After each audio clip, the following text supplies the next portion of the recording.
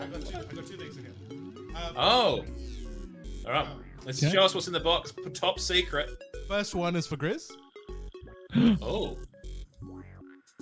What? Hang on. What do we got? Keep going though, man. You're doing good. Yes! Dude, you punched the fuck out of that, man. Holy fucking shit! So good.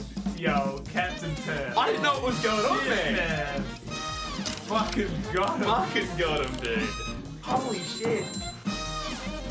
Dude, good game. Fucking good game. Are you ready? I knew it!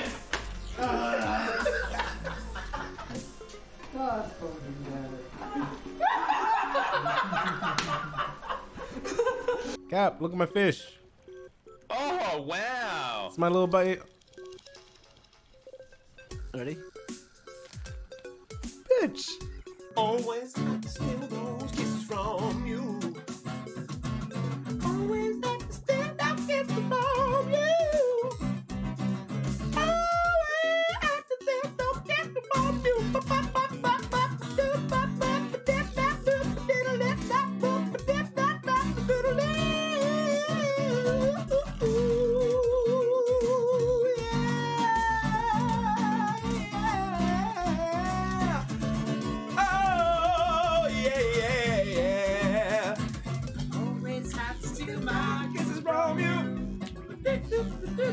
Always have to steal my kisses from you.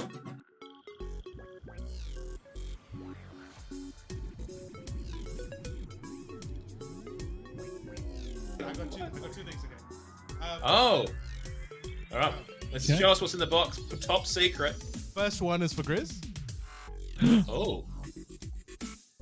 What? Hang on. What do we got? Keep going though, man. You're doing good. Yes! Dude, you punched the fuck out of that, man. Holy fucking shit! So good. Yo, Captain Pearl. I didn't know what was going on, man. Fucking got him. Fucking got him, dude. Holy shit. Dude, good game. Fucking good game. Are you ready? I knew it!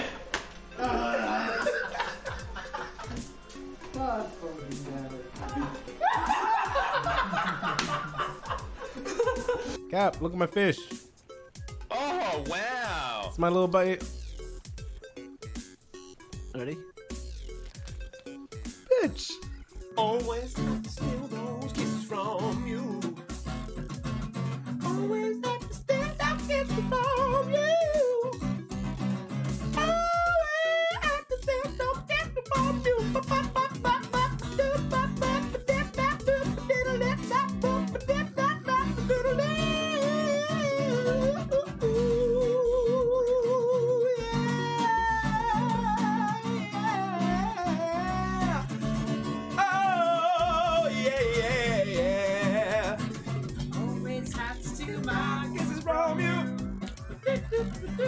Always have to steal my kisses from you.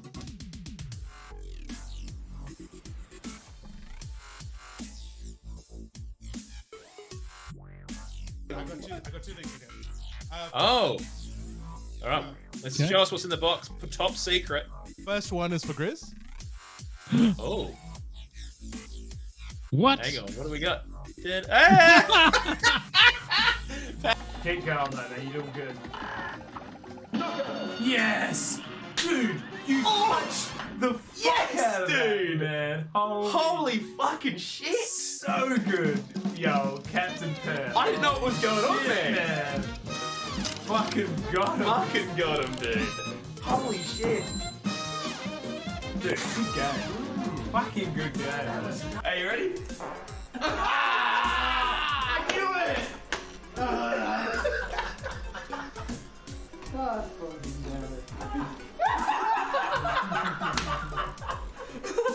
Cap, look at my fish. Oh, wow. It's my little buddy. Ready? Bitch. Always got to steal those kisses from you. Always got to steal that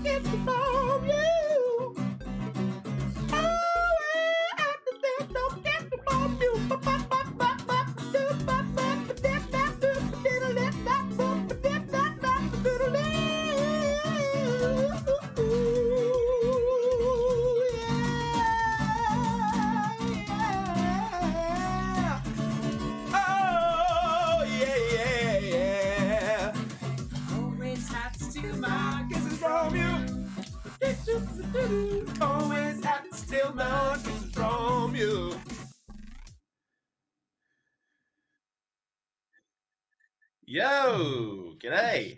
How the frick are we? G'day, you legends. Hope you're doing well. Thanks for joining us early, fam. Appreciate you. Runtosaurus Rex. Dude, I haven't seen you in fucking ages, mate. Hope you're going well. G'day, Caging Runt. Moosey, what a legend. Sukai, g'day, mate. Hey, g'day, Jim. How are you, brother? Who else we got here? Schnapples. G'day, Schnaps and Inked 92. Reddles. Red, how are you, mate? G'day, Red. This is a fucking good turnout. Bloody appreciate you all. Guys, on a scale of 1 to 10, how good was Cap's solo? Vocal solo. Did you actually see me on the weekend caging run, or are you just talking shit? Because if that's the case, why the fuck didn't you say hello, you motherfucker?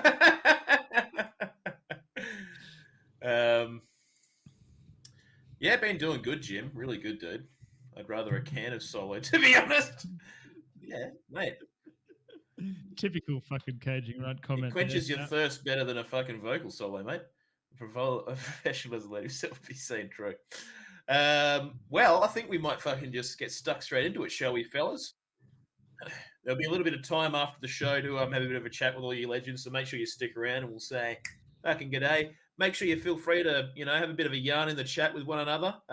We'll try and pull in some comments as we can, as we go. But yeah, appreciate you.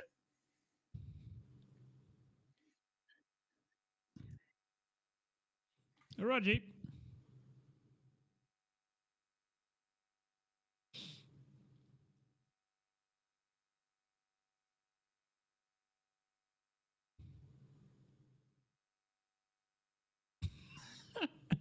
Professional.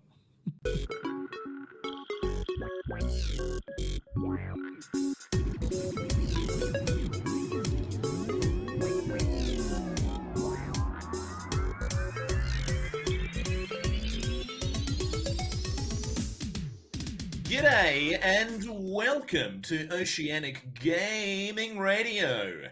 I'm one of your hosts, Captain Perth, and alongside me is my my brother in arms, old Grizzly Gaming 86. Mate, welcome. How are you? How you been? Ah, good, Cap. Well, actually, I was just saying this before the stream. I reckon I've got COVID or a cold. One of the two. Dude, I can go and get a rat test. You got one? Surely you do a rat test live on the podcast. We got a couple in the house. I'll do one in the post show. How's that? I'll do one in the post show. There's a good reason for people to stick around. We'll do a post show Grizz COVID test.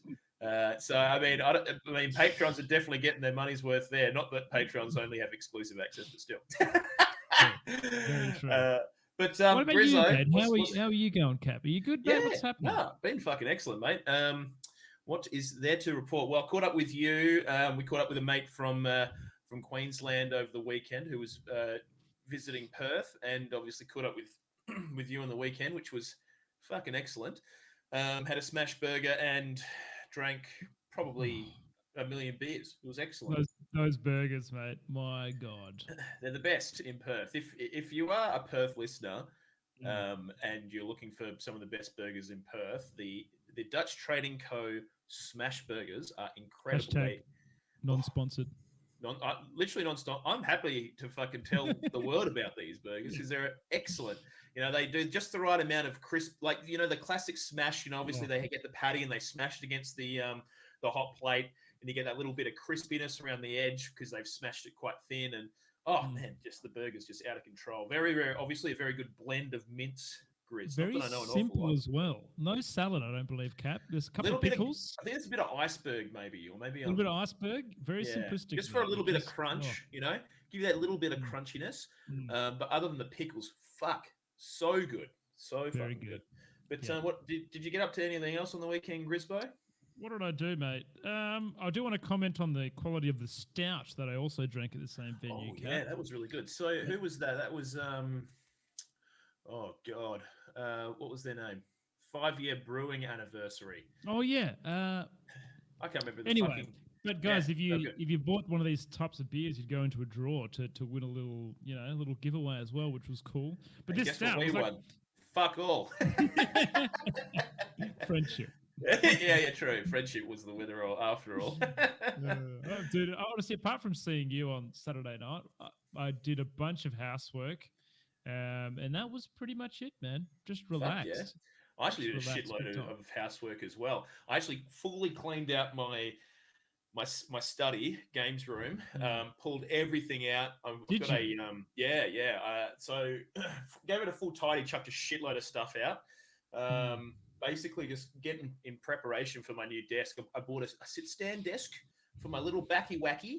So Oh, that's been really. Is it in? Is it in yet, Kat? Have you No, got the dude. shits? Okay, this is a fucking another issue I've been having recently. Okay, so apparently I'm getting my desk sent to me via TNT Express, and let me tell you right now, there's no fucking express about it, mate. It's fucking taken forever. It's stuck in the Perth Welshpool fucking airport security parcel hanger, and it just won't move. And they taunt me with these updates every day. I get about 2 of them every day saying, "Oh, we're processing your package," and it's just like, well, what are you doing with it?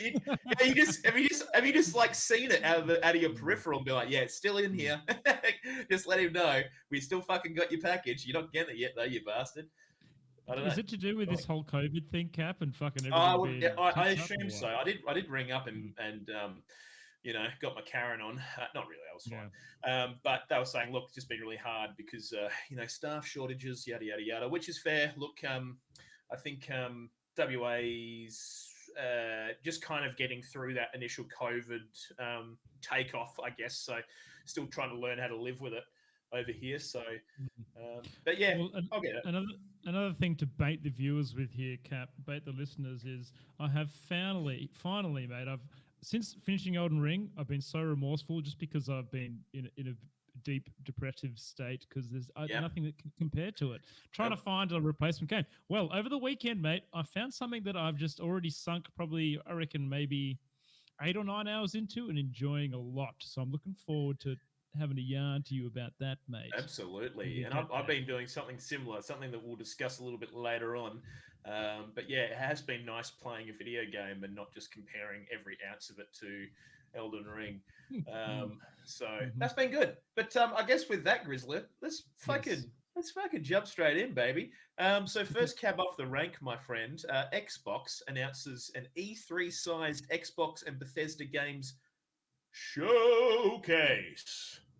What do you reckon? You little beauty. Well, Cap, we talked about this a couple of weeks ago. We said sayonara to E3, which sounded like basically shitting the bed, although they didn't officially say it's not going to be happening anymore. It's not looking good, though.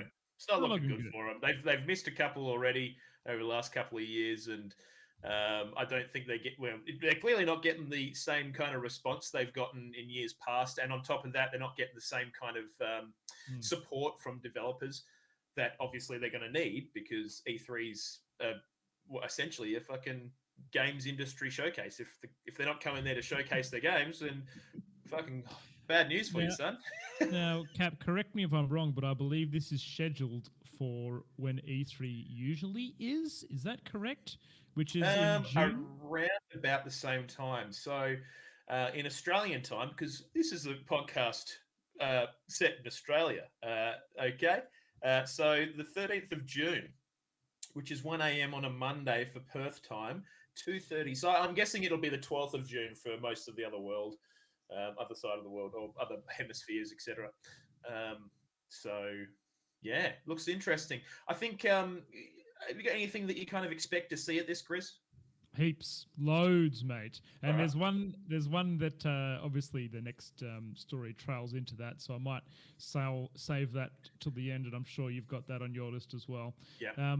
But real quickly, so they have basically said that this will include everything about the Xbox ecosystem, including Game Pass releases, PC and Xbox releases, is what was snippeted in that article. Right, I missed that. So that's actually quite interesting that they're going to be, because I don't know what I kind of thought. I just kind of thought maybe they had some games to release finally, or finally had some kind of like, yeah, I know it sounds so fucking dumb, but like, you know what it's like, you compare Xbox to PlayStation with their their first party IPs, and it's just like night and day. You see PlayStation, everyone's in the pool party fucking, having drinks and throwing water around, and then you look at Xbox and it's a fucking desert.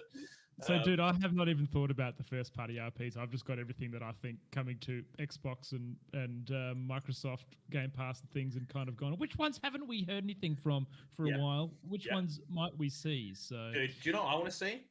what's that? Fable. Oh, yes. Yeah. I So wanna that see has some been Fable. teased, hasn't it? That has been Yeah, teased. they've teased the next iteration, but I haven't done any gameplay or anything like that. I would think I just feel like Xbox just needs to have a really big showing at this thing, right? So I'm gonna fucking here's the rundown of what they're gonna do, right? They're gonna walk in, they're gonna do everything. They're gonna show all their new games. There's gonna be a bunch of new IPs coming out. They're gonna show some Fable, probably. We'll talk about Starfield in a little bit, but show a little bit of Starfield.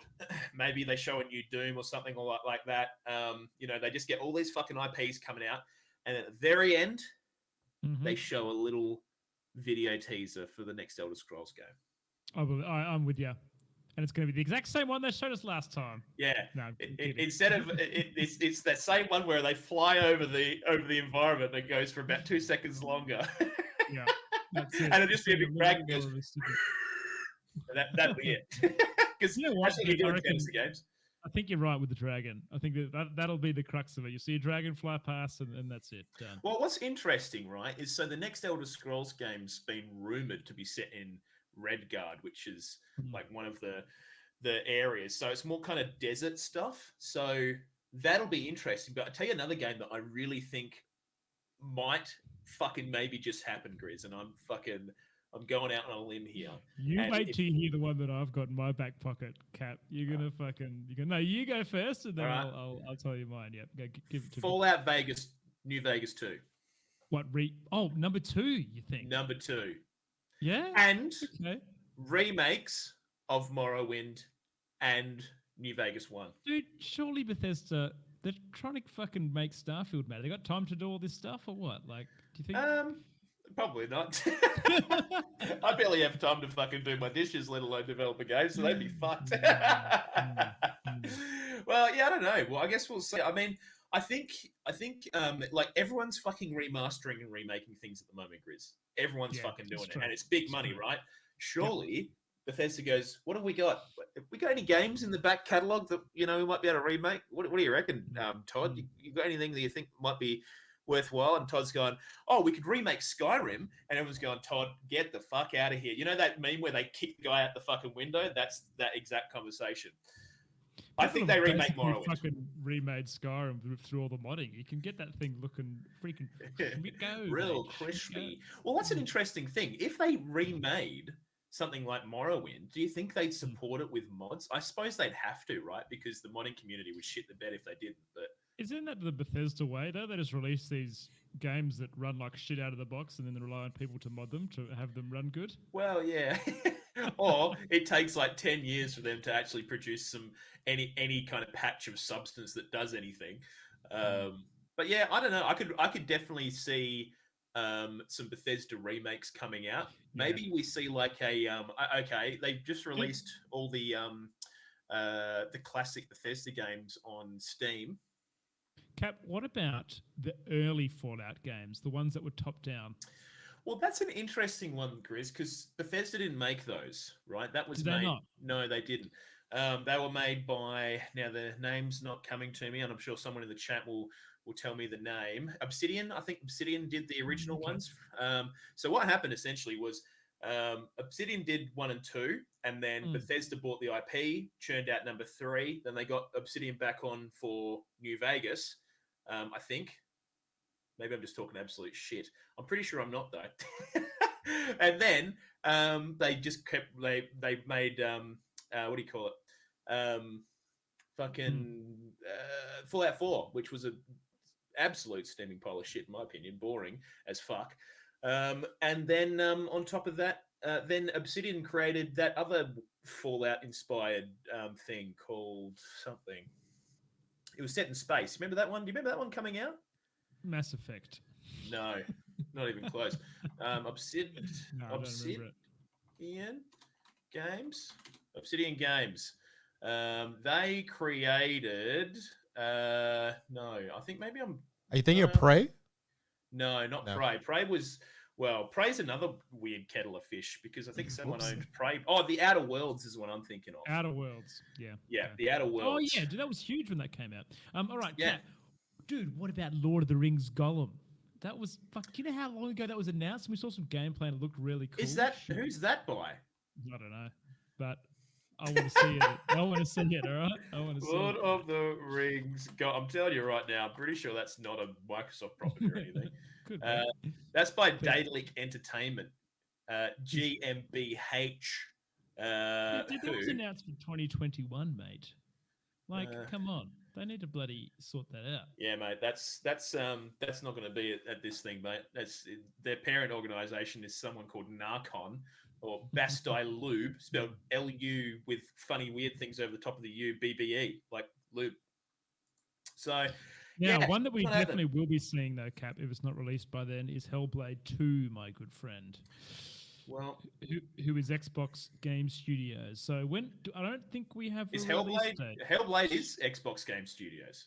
It is, yes. Yeah. Fuck, dude. Okay. Well, I'd expect. I mean, hey, I haven't even played Hellblade 1, but Hellblade 2, the teaser that they showed off last year or whenever it was, for that game looked nuts. Have you gone back and watched that since we last No. spoke about it? Grizz, you No, I fucking haven't, idiot, mate. mate. Come on. I No, give we'll you do the that in best the things you can post-show. do with your time, and you don't listen to me at all. It's ridiculous. Well, when I'm taking my COVID test in the post show, I will watch the Hellblade 2 trailer. Okay, I'll hold you to it. Yeah, well, look, I mean, Hellblade 2 looks unbelievable. Like, really sort of blurring the lines between cinematic and in-game stuff. It looks nuts. But yeah, I mean, there's so many potential options that we might see at this conference. I do really think that they'll have to show a little bit of Elder Scrolls. I just think that, like, what the fuck is going on with that IP, dude? It's taking them so long to push anything out. I agree with you. I think they would have to, surely. God, it's been ridiculously long. I think it was probably almost 2 years ago we got the last little kind of teaser of the Elder Scrolls 6. Is it 6 that we're up to? I think it's 6. Yep, 6, yeah. Yeah, so I would think that we see something, maybe probably remakes.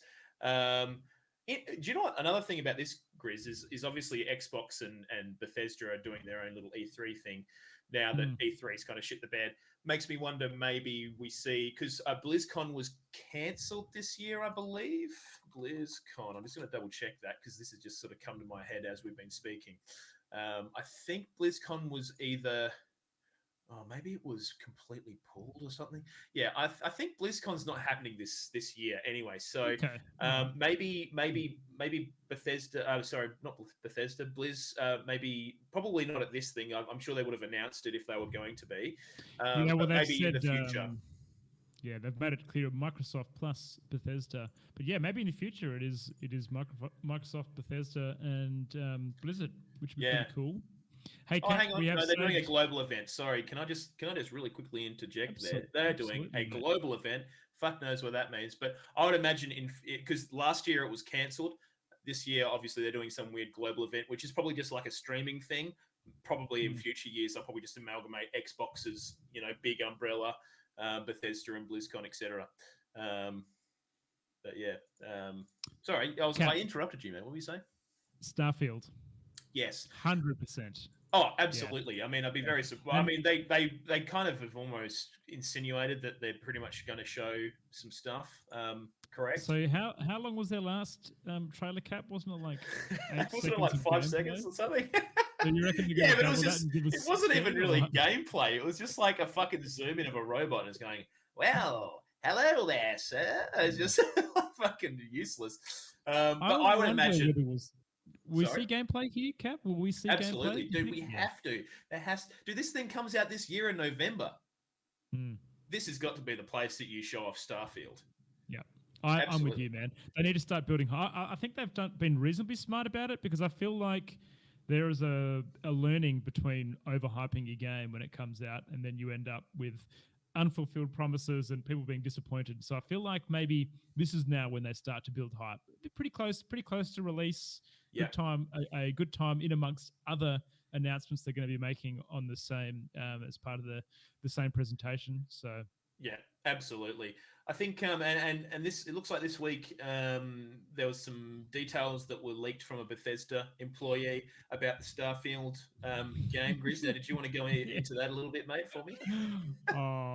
Because I didn't read the thing. Okay, yeah. Look, essentially, this is a conversation between a bloke called Heavy008, who was a playtester. Oh yeah, I know him. He's a good dude.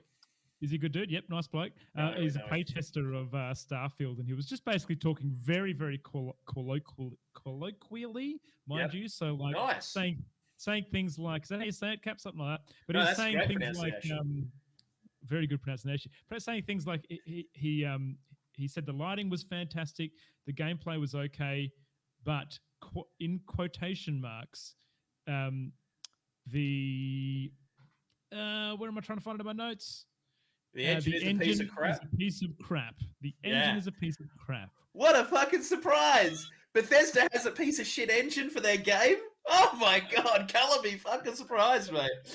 What a fucking surprise. Look, honestly, it's just the same old story for Bethesda, and I'm sure that this will come out and be the most buggiest piece of shit game, but people will still play it to death because it's a Bethesda game and it just holds that little piece of, you know. So, Cap, this is funny. I put in Bethesda engine is crap into my Google, and you know what game came up? Yeah. Fallout 76. And it was a Reddit post from like 2017 saying how shit the engine was for Fallout 76, and it will make the game design a nightmare because you're trying to retrofit a modern game into a shit engine. Yeah. Well, that's the thing. So, hang on. Did you say? Well, what I wonder what engine they using a new engine for this? I don't know, and they don't say that in this post, but I would assume so. It right? seems to imply that they are using a new engine based on the comment that this person's made. Again, this is all kind of speculation here. I'm sure it's based off kind of whatever they've been using in the past or whatever. But I mean, one thing that interests me, Grizz, this is a space exploration kind of RPG game. So it's basically Skyrim in space. You know, this is painting it with a very broad brush there, but I'm just going to go with that one. Interestingly, the character artist or whoever they are criticized the flight mechanics of the game. That's a bit fucking worrying, mate, when your fucking game's about flying around in space. I wonder if this is stuff they can fix. Maybe. Well, who knows, mate? Like, this is just you know, mate. It's November, mate. Come on, get your shit together, Bethesda. Jesus. Oh well, maybe what they'll do is they'll just add mod support, and then you just make your own better flying ships. That's it. You know, yeah, your usual kind of character. But I mean, how you know what's cool with that, Cap? You know what's cool with that? Yeah, you can add anime girls then too.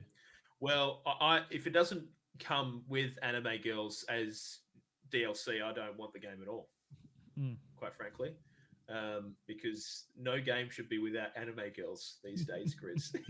It's true, man. I think as a society we've moved far enough, through the ways of technology that we've discovered that we have to have anime girls in every single game here unto forward forever in time. Amen. Now, Cap, as part of these conversations, I always write a little bit at the end of my notes that says Grizzlies takeaways, and I've got a note here that says, ask Cap whether he is scared for Elden Ring's development based on what we're hearing from Elden Ring, Elder Scrolls. Elder Scrolls 6. I was like, no, mate, it's actually a hell good game. I don't know if you played it.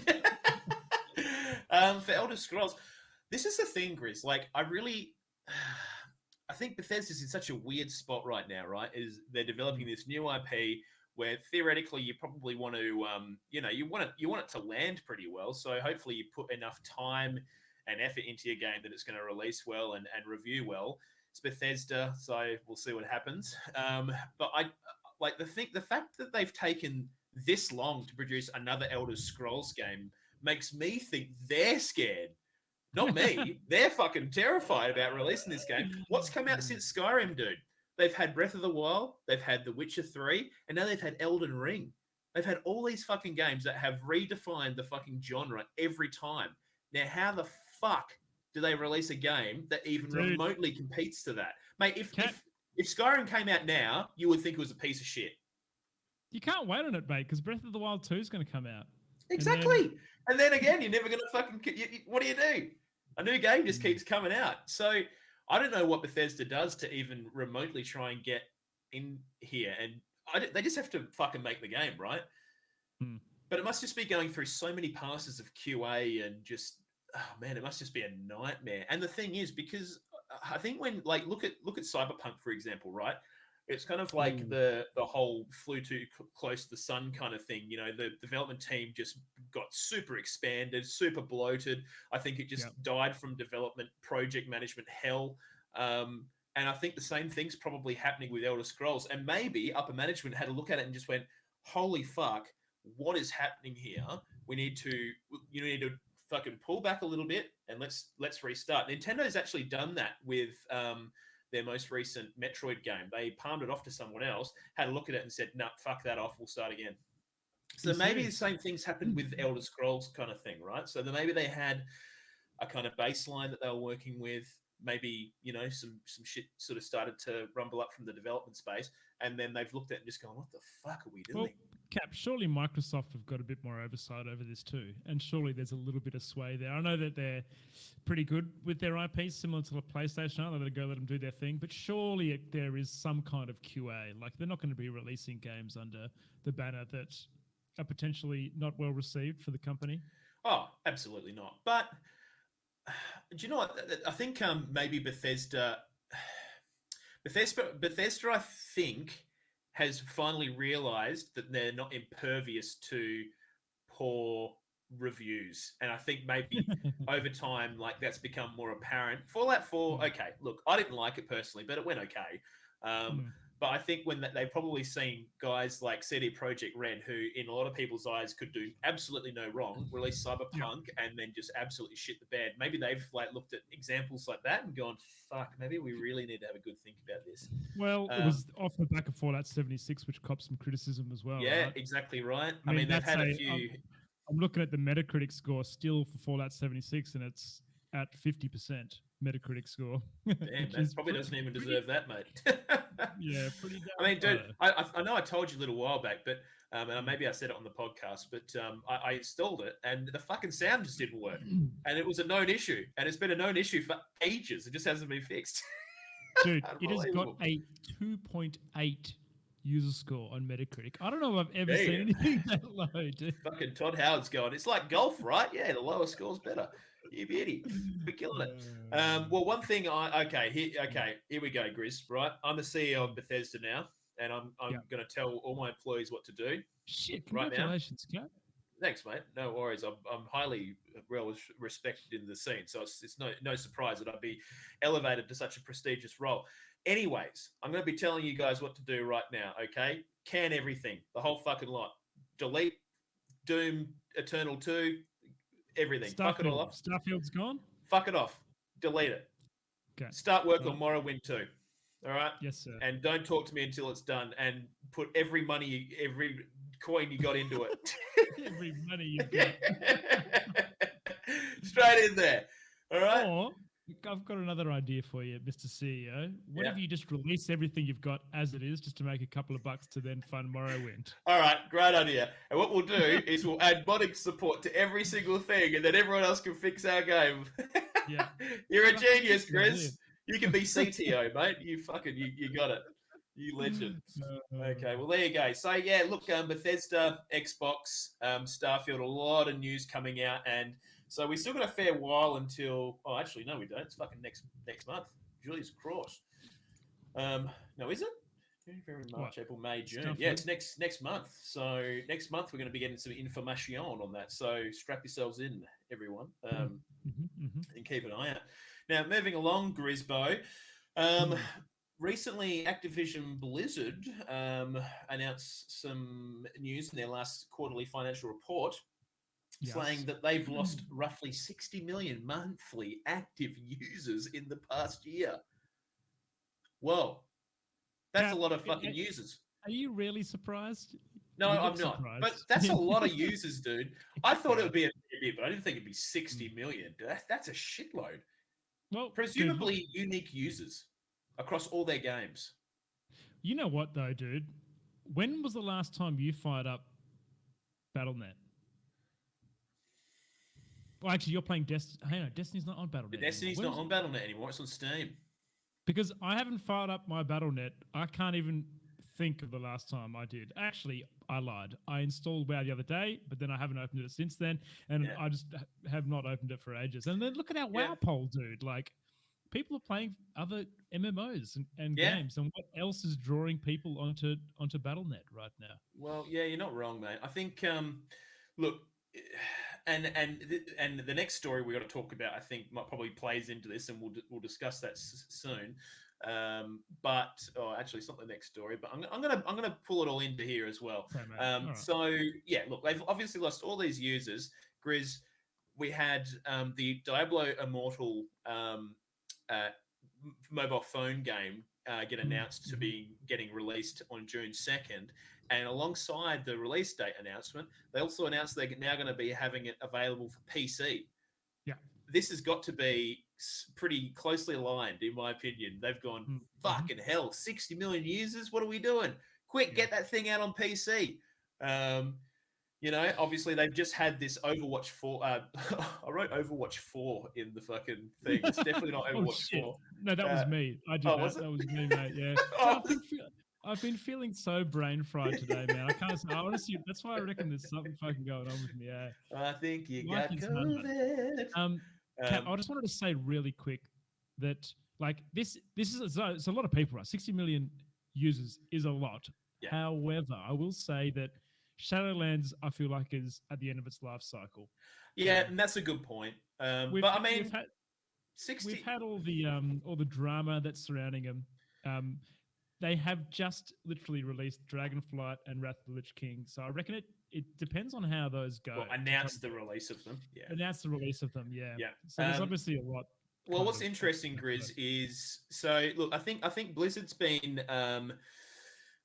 Well, I think everyone is motioning towards trying to get some kind of phone game catalog together.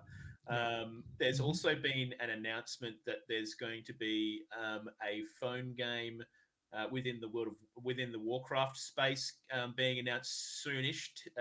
Stay tuned for more info on that. But I think, obviously, you know, ideally, Blizzard did only want Diablo Immortal to come out on the phone because as an ecosystem for them, it allows them to corner that market and have like kind of this like, you know, hardcore PC but come, you know, phone game on there. You know, you do the standard fucking gotcha phone game bullshit where you have, you know, boxes and all this other skins and all this other shit that, you know, you can get away with on the mobile platform, and then still have your PC offering. But obviously they've gone, holy shit, we're hemorrhaging users across all of our games, you know, Call of Duty, Warcraft, you know, everything else. What do? Okay, we got some shit coming out soon. We need to get this onto PC because people have clearly expressively asked for it to be on PC because that's where the majority of Diablo players are, and that's where the majority of Diablo players want to play Diablo. Fucking funnily enough, let's get it out on PC whilst we're hemorrhaging and try and recoup some of these losses. Can I say one thing about this though, Cap? Yeah, mate. I am genuinely a little bit excited for Diablo Immortal. I must admit, when it was first released at BlizzCon all that time ago, and there was that huge uproar with the whole "Don't you guys have phones?" thing, and there was like a lot of shit around that. Man, that was a long time ago. This game has been in development for ages, and it's gone through like beta cycles and everything else. And the footage that I've seen of it, it actually looks pretty clean and crisp. And if I can play it on my phone, man, I do you know what I do understand why people got shitty. Because they wanted Diablo 4 before this thing came out. And I totally get that because they deserve that. You know, as a Diablo fan, you probably felt pretty hard done by. Your game's taken for fucking ever to come out. No worries. I played the beta on my phone, and I thought it was fucking pretty good. You know, it had all the Diablo shit you wanted. People were worried that the people developing it were known for some really dodgy, shitty mobile phone practices with, you know, just trying to get your money out of you with, you know, little $2 things here and there and everything else. But, you know, the standard mobile phone bullshit. Whoever did that initial PR bit and released some photos, it was a clear cut of the same developer had basically taken one of their old games and just applied some Diablo images onto But it. dude, do you know what that probably was? It was probably a fucking MVP, minimal viable product that they put together for Blizzard when they pitched it to Blizzard and said, "Hey, this game we make here is very, very, very popular. We could do this to your game, which is going to also be very, very popular. So, Cap, for Let us people that do the don't- work." People that don't know anything about game dev, what's this NV? What's this fucking Minimal viable acronym? product. So it's like the minimal thing to try and get people on board and go, no worries, green light, let's go fucking ham and let's make this fucking thing. So in the development space, that's kind of what you aim for. Like normally, like depending on what you're creating, it can be super bare bones or it can have a fair bit of functionality. But like it would have been like I personally think it would have just been those developers trying to catch Blizzard and as a big fish and earn some work for themselves, and it obviously worked because they made Diablo Immortal and it looks, to be honest, pretty decent. It's gonna be alright, dude. I reckon it's gonna be good. And you know what? Like Cap, Blizzard don't make shit games. Ooh, Give me a shit game they've made. Overwatch 2. No, it looks well. I don't know. The reviews are alright of it so far. They haven't even Really? fucking released that yet. They haven't Mate, released that game yet. I reckon it looks fucking shit, or more Dude. like Overwatch 1.2. Mate, anyways, we'll talk about that in a second. But still, no, that's a good point. Okay, how about the remake of Warcraft 3? Yeah, but there was a reason why they made that shit. They made that shit because they didn't want people stealing their IP to go and make Dota 2 clones. Yeah, I don't And know. make I money think off it. I've seen the cracks in Blizzard over the last few years, in my opinion. I don't think they're producing the same level of quality that they used to back in the days, and I think I think they're basically really fucking struggling, and I hope that the Microsoft. Well, I know that this helps was a little bit, different studio under Blizzard, but Diablo 2 remaster was pretty fucking good. Yeah, It's pretty good. Yeah, and I had some oversight on that. A little bit of oversight on that. Okay, Kat, we've got different opinions. I have faith. I've got faith, mate. I think. Look, I think I Diablo, hope it's good. Don't get me wrong. I think Diablo 4 is going to be a fucking hit. Yeah, I think it's going to be good. Do you know what? I think they put it back in the oven a little bit, didn't they? They took, obviously there was all the sexual allegations that came out, and then they replaced a lot of the management team because they were embroiled in some of that. And New Blood managed to make some changes, I believe, but obviously still kind of working on a roughly the same kind of release schedule. So, yeah, look, it'll be interesting, but I don't even fucking I don't know. We'll see what happens. Well, Cap, let's talk about the Overwatch 2 beta. Let's Yeah, talk about let's the do Overwatch that. 2 beta.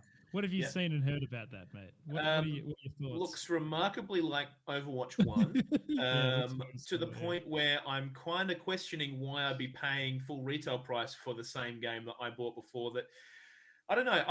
I haven't played it personally. One of the big criticisms I saw was that the change, because they've changed the whole structure of the PvP to be 5v5 from 6v5.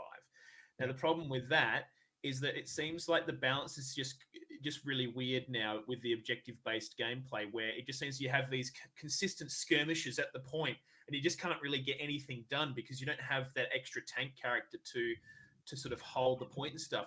I don't know. Dude, I don't know. I've read an article that says the exact opposite to what you Really? said. It's like, yeah, one less tank means you can take objectives much faster. Well, It's yeah, like the because opposite. I've listened to a bunch of YouTube reviews and a couple of articles, and a lot of the stuff I saw was pretty negative. But it's interesting that you've got a lot of positive stuff. Well, Cap, where I think Blizzard are going for this is right now Blizzard have not got, and correct me if I'm wrong, a good esports game. They tried to go down that route with Heroes of New Earth, and they actually paid a lot of League of Legends and Dota 2 players to Do you come mean across. HOTS? HOTS, Heroes of the Storm, sorry. And they had these kind of like tournaments and stuff to try to get that moving. It just never really happened.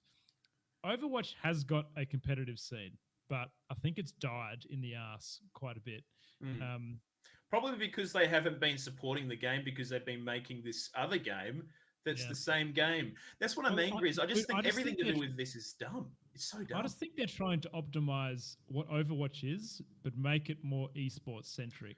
So I don't know. Yeah. That's kind of where I can see it coming from. Do you know Like, what? In my opinion, what they should have done is continue to support Overwatch 1, release this all this content in drips and drabs in the Overwatch 1 ecosystem.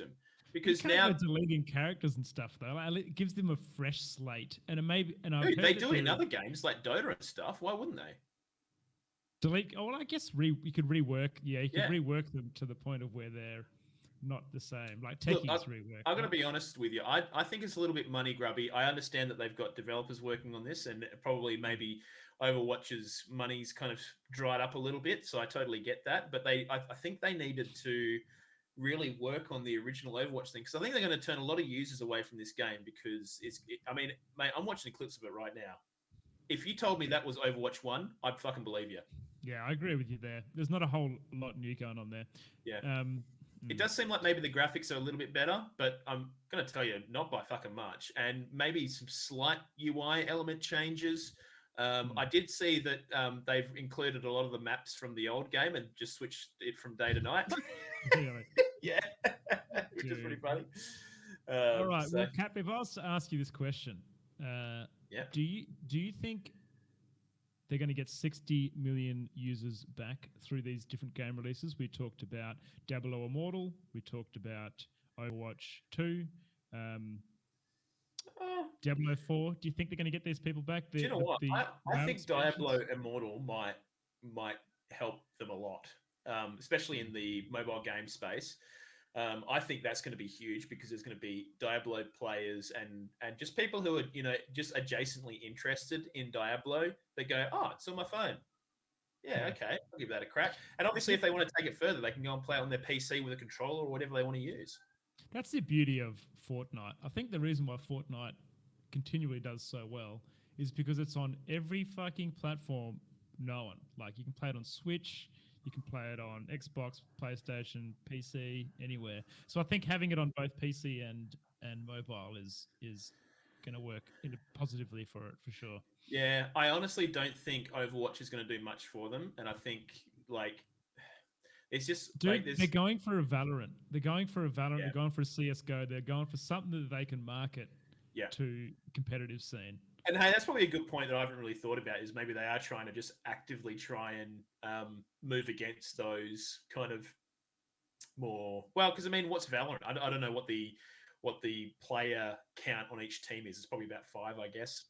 You know, CS:GO is the same, but yeah, I think yeah. Overall, Grizz, I don't know. We'll fucking see what happens. We'll see what I happens, honestly mate. think if anything's going to work well for them, I'm going to say it's going to be Diablo Immortal, not any of the other shit they got going on. But yeah. Anyways, let's fucking move on, Grizz. Enough of this Activision Blizzard thing. Yeah. Actually, I'll tell you what, though, just quickly jumping back, like the little thing they posted on Twitter of Diablo Immortal, it looks like it honestly looks better than Diablo 3. Yeah, Like, it looks really good, doesn't it? it looks mint. So again, if you guys are adjacently interested in Diablo, go and check it out. All right, moving along. Okay, Grizzly Gaming 86. Streamers aren't liking Twitch's potential money-making idea. Who'd have thought? Yeah, it looks like they've got new revenue splits, a tier system, and more ads on the table. Grizz, are you gonna move up to the table and consume, or are you gonna crack the shits? These articles are written by fucking partners. This only affects partner streamers in my mind, apart from the ad revenue. And it's partners having a big old whingeroo. So I don't know if you've got a breakdown of the exact changes, but they're saying things like they're changing a 70-30 split to a 50-50 split. So only a very elite few partner streamers get the 70-30 split. It's not The elite. common. The elite few. And for those of you that don't know what I'm talking about the split the streamer gets on every sub on a Twitch channel. So the standard is when you first sign your affiliate agreement is that you get half of your Twitch sub. So if someone pays $5 for the sub, you get half of that. Now, this article goes on to say that they're going to be reducing it for all the tiers. So some of them will have 70-30 down to 50-50. So for the majority of streamers on Twitch are going to see no change on this.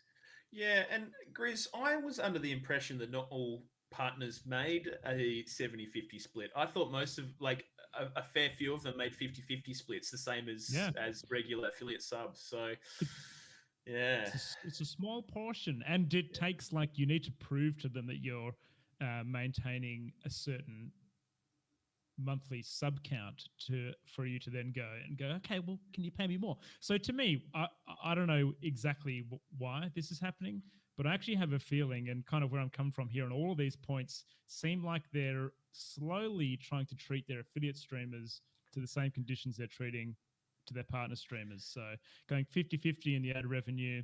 You reckon Talking that's about, why? yeah, dude, you don't reckon, Pav?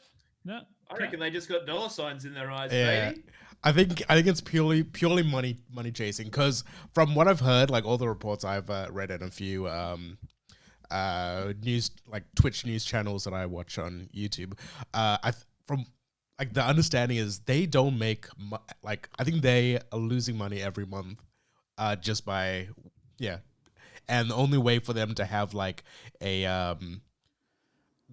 a growable income structure is to target ads. And because the way we use Twitch already is not very ad focused, to introduce it is gonna get a ridiculous pushback, and they're just trying to find better ways to fill that gap. Yeah, but do you know what's interesting? It's like I kind of feel like, okay, well maybe have this conversation with your partners and see what they want to do rather than fucking just ram it down their throat. Like, no one wants to watch an ad, obviously. But if you have ways to kind of, make those ads less egregious, or target certain ads, or use certain ads on your channel, or even have like bounties and stuff so that you can, like, something that actually makes you want to utilize these systems and not just feel like you're a corporate fucking shill.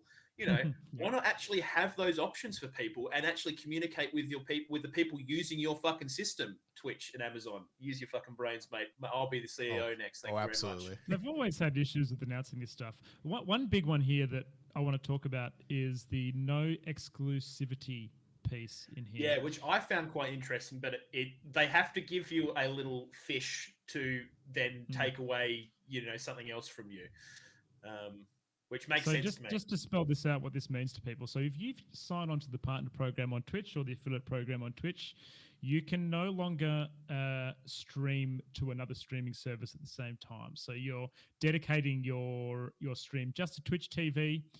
If you're not affiliated, like we are not affiliated right now, we haven't decided to sign the affiliate agreement. We could therefore go and stream this if we wanted to YouTube. So I read something today, Cap. The reason why they've done this is because a lot of big streamers get paid these crazy fucking deals just to stream on Twitch TV. Okay. Well, sounds like a Twitch TV problem.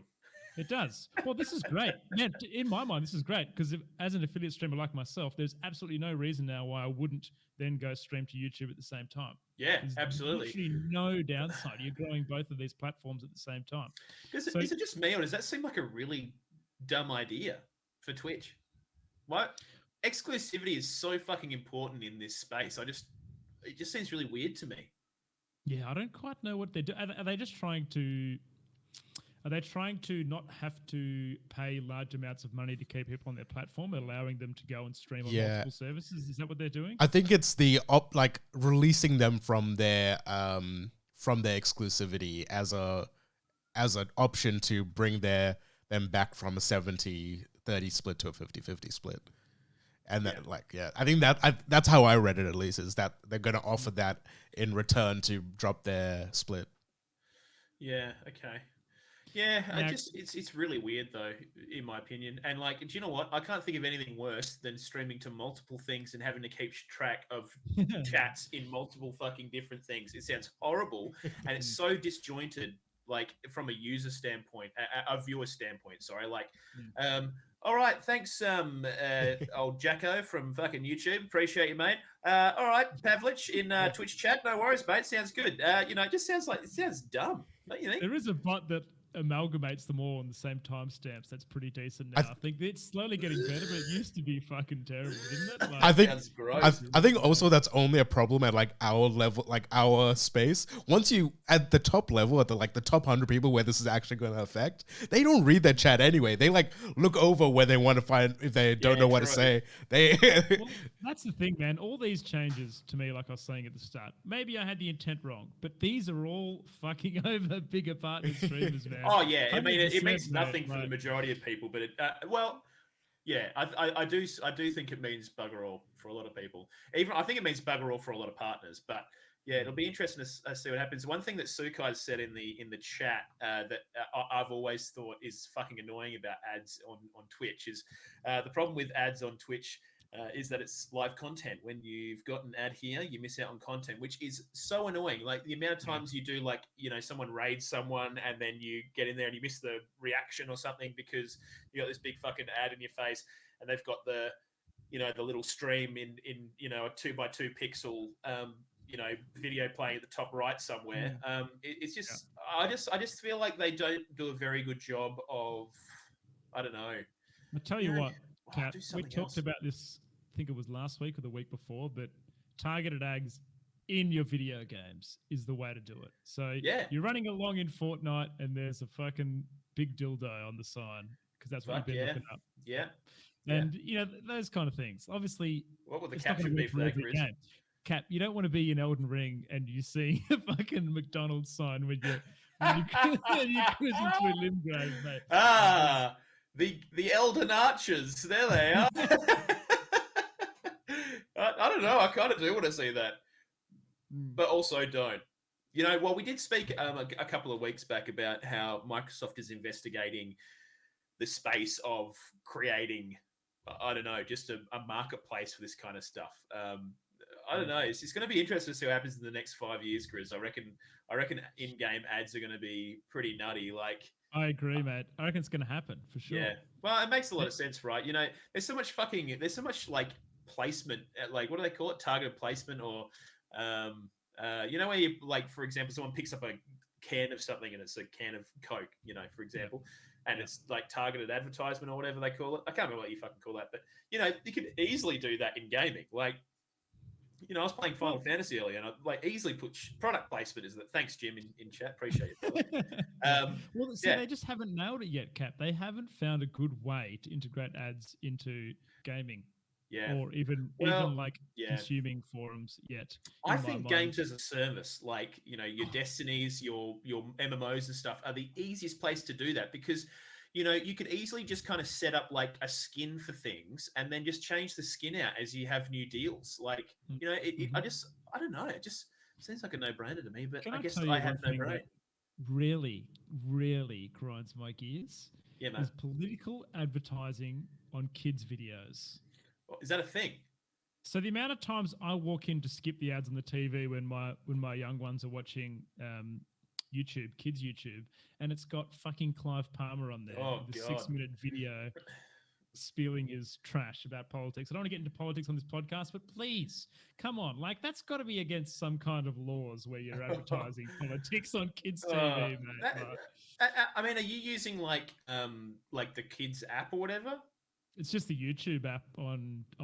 Well, I guess that's a lawless wasteland, mate. You can't do anything on there and get away with it. So yeah, but they're still on the kids' YouTube channels. Surely there's some kind of, unless you're using the kids' YouTube app, I'm pretty sure it's just fucking whatever goes, baby. Mate, you might rock in there and there might be some hectic crazy ad on the TV. And you go, whoa, we don't want to be watching this one, girls.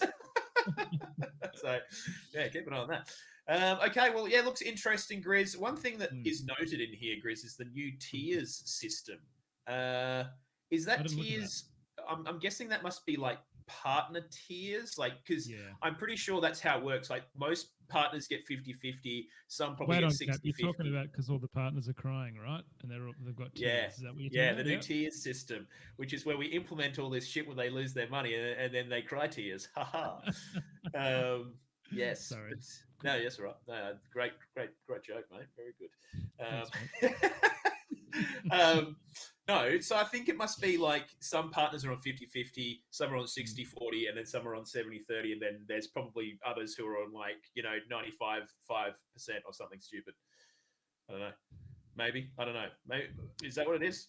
Well, Pav, do you know what the fuck they're talking I about? believe it's a case by case basis, Cap. I believe it's Yeah, actually- I believe it's a case by case. I think just about everybody gets 50-50, and you can sign an additional partner contract with Twitch to include terms that have a higher split, like certain amount of hours streamed, certain all of those Right. deliverables to get. I know that, and I know that Just Cook made this very public when he did it, but essentially they told him he needed to retain a certain amount of subscribers every month for like 3 months.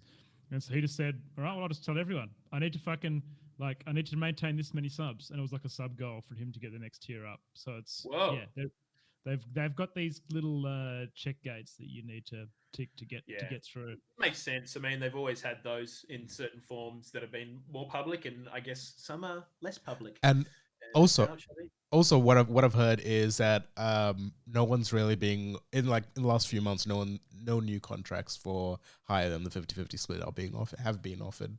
Okay. As well. So they're getting ready by the sounds of So it. it sounds like they've eased it out, and now that they've just announced it officially. Yeah, dude. Do you know what I reckon? I reckon that it'll be. It won't be as bad as this. I reckon this is like a leak to to give people a bit of a oh shit, and then when the true numbers come out and they're like 10% lower, oh that's not too bad then. Whereas if it came out as the real numbers to begin with, they would be like, oh fuck me dead, mate, this is ridiculous. So I reckon they're just fucking doing a little bit of a sprinkle in the fucking community just to light the fires, and then when they come back in, it'll be fine. All right, moving along. Grizzly Gaming 86, my good friend. What have we been playing this week? We've put in a bit of a main topic in here of just what have we been playing, and I think we haven't done this for ages because we've been too busy playing Elden Ring. And it's pretty obvious what we're playing because every single news topic was Elden Ring related. So now that it's not, let's start with you, mate. What have you been playing? Give me the lowdown, brother. Oh, right. Cap, I picked up a game called Rogue Legacy 2. Yeah. Now, excellent. I believe you have played Rogue Legacy 1, have you, Cap? I did, and I thought it was a really brilliant game. I can't remember what year it came out, but it's quite old now. And yeah, just the whole kind of thing of that. It's a roguelike game. You're going into a castle, trying to get as far as you can. Your character dies, and then one of your heirs succeeds you, and you do another run. But carry on. Okay, well, let me just read this. Rogue Legacy 2 is a platform video game developed by Celador Games. It is the sequel to the 2013's Rogue Legacy. The game was released for Windows via early access in August 2020. So this game's actually been out in early access, Cap, for nearly 2 years. Wow, which was why I don't feel like, because it released last week sometime, and I feel like the reason why it hasn't hit people with like a smack in the face like Hades did when it came out, is because it's been in this early release. Now, I have heard that when it was in early release, it was actually a grind fest, essentially. So yeah, I heard the same thing. It kind of is. Like the way that you progress in the game is like any roguelite, right? You play it and then you start with nothing and you basically build up your character with these kind of upgrades outside the game. But the way they've done it, man, is so clever because there is the way that you unlock characters, and they all play extremely uniquely and are really enjoyable in their own right. But you then also get these crazy fucking traits, man, that just come out of the blue. And if you play that trait with the character, it might give you extra bonus gold. And as an example for you, mate, there's like a colorblind guy, and you don't see any colors, and it's just black and white. And then there's a guy who's like where the whole screen flips upside down, so you're standing on the roof, and like all these different ones that completely fuck your runs that are just super enjoyable. But as takeaways for me, mate, gem of a game. The art style, beautiful. I give it 10 out of 10. Art style, like really nice drawings. It's riddled with humor and wit. It's difficult. The boss design is excellent. I've beat two bosses, but both of them, it was kind of remind me of like, for a lack of a better word, but Dark Souls, where you got to learn the move sets, and you'll definitely die when you get it the first time, and you might come back second time and figure it out, and off you go. there's lore tidbits, Cap. There is a story Ooh. that goes behind it. Well, just the whole way that you the succession through characters as you die, and then you got the here that will come in for the next one, and it's kind of filtered the story as you play through the game, kind of like works off that aspect a bit, which is interesting. Yeah. And what else was I going to say? Has it all for me for the moment. I do like roguelites. So, like I said before, I haven't been playing anything else. This has been my game at the moment, and I highly recommend if anyone is looking for a new little one to pick up. Has Check very it out. positive reviews. Yeah. Do you know definitely what I worth like? The best part about this review was how we both managed to pronounce air 3 different ways. We pronounced it hair, here, and air. Finally. Wow, great The job, hair. boys. Very What is fucking it? good. Wait, what is the correct pronunciation? Air, like AIR. But I said hair, and then you said here. Classic. Yeah, Grizz, I really enjoyed the original one as well, and I think I will definitely eventually pick this up. The original one had the same kind of structure. You know, you have successions through your heirs, and you know, they have these different traits. They had some basic overarching classes, but those traits kind of augmented you in either good or bad ways. You know, like for example, you'd have one guy who, I don't know what the trait was called, but he just, every time he walked, he just farted. He just that was the trait. That was the whole fucking trait. That's the one. Yeah. So, but yeah, it looks good. I think I'm glad, because I do remember seeing news that people were saying it was really poorly. What was the word? Not optimized. Grindy. You know, I guess optimized in the sense of grindiness. But obviously they've addressed that. And you obviously each run is fresh because they give you the opportunity to go into the really hard zones off the bat if you would like to, without too many spoilers. But that's pretty essentially, cool. Yeah, it is pretty cool. And I actually I did one of the bosses when I wasn't, well, not that I wasn't supposed to, but in terms of like ramping up difficulty, I did one of the bosses early without knowing. But the way that you unlock characters, it keeps it fresh for the next run. I could imagine if you were playing like the same 2 or 3 characters and you were going through and you're just trying to get gold to get upgrades, it'll get old pretty quickly. Tedious. Yeah, a bit tedious. Yeah, and so far I've got about 9 or 10 hours in, and it's not tedious at all. I'm really enjoying it. Yeah. So in the ecosystem of, you know, roguelikes, Grizz, and they are numerous now. There's many. Like, is it fairly up there for you? Dude, I reckon it's fairly up there. Like I was saying before, I think if this had have come out of the blue like Hades did, hadn't been out since 2020 in this kind of weird beta cycle, maybe not weird, but I think it would have taken people by a bit more of a surprise to see something this good. Because in my mind, it is a good game. And I already know that I'm going to be sinking some hours in. I'm going to do some streams of this on Twitch and have a bit of a laugh, and definitely going to give it some more time. Yeah. Sweet. Well, hopefully Twitch, you know, maintains your 95-5 set split, mate, so you can keep making the big bucks. Yeah. Nice one, dude. Well, I've been playing. I've jumped back into Final Fantasy Online. Actually, I leveled up through the majority of the vanilla content. Probably about maybe 6 months ago. Enjoyed my time with it. Thought it was okay. There's a few things with Final Fantasy that I worry about for my own personal enjoyment of an MMO. And the one thing that I think is, and we've spoken about it on this podcast before, is I don't feel like there's an awful lot of inherent competition to be good at your class. Which is isn't a bad thing, and I think it definitely reduces the toxicity in the community. And I tell you what, the Final Fantasy Online community is awesome, super nice people. You never have anyone shit talking you in dungeons and stuff. Everyone's just fucking cool people, which is mind blowing, because I've only ever played WoW as an MMO, and I tell you what, there are some toxic motherfuckers in there, dude. Dude, it's ridiculous.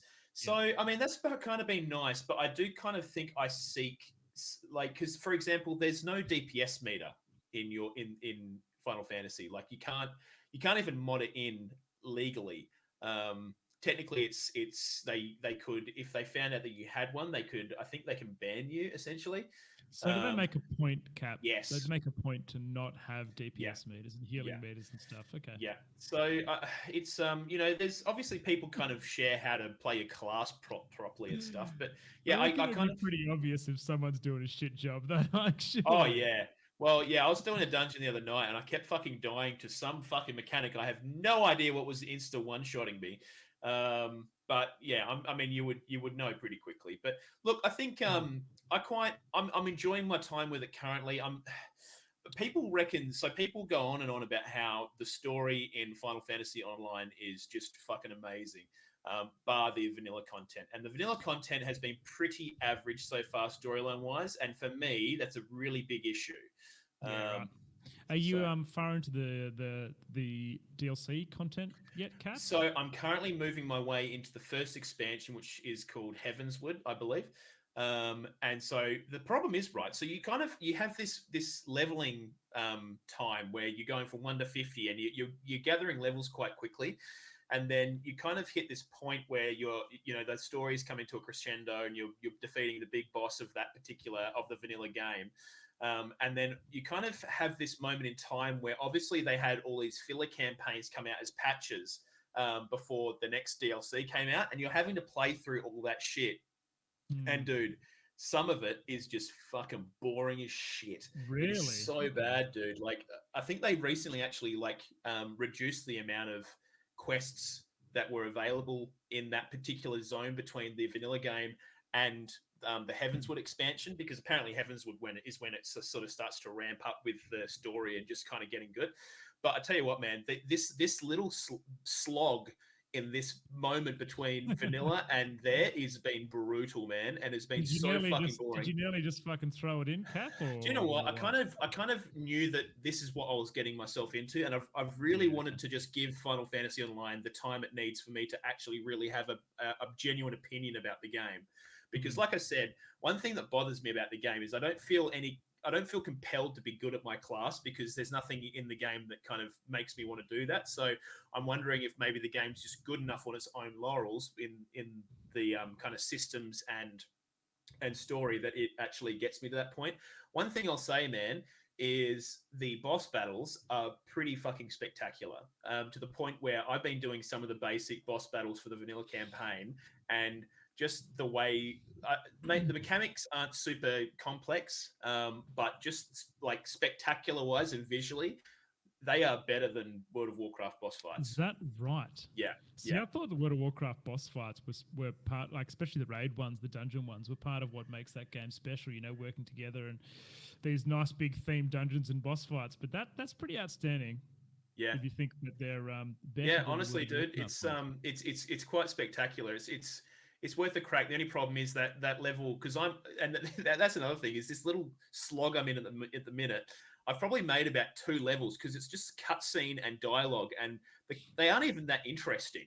It's just like kind of a little bit of world building, and it's boring shit. But yeah, anyways, so I'm playing a Lancer class as well, which is pretty fucking radical, by the way.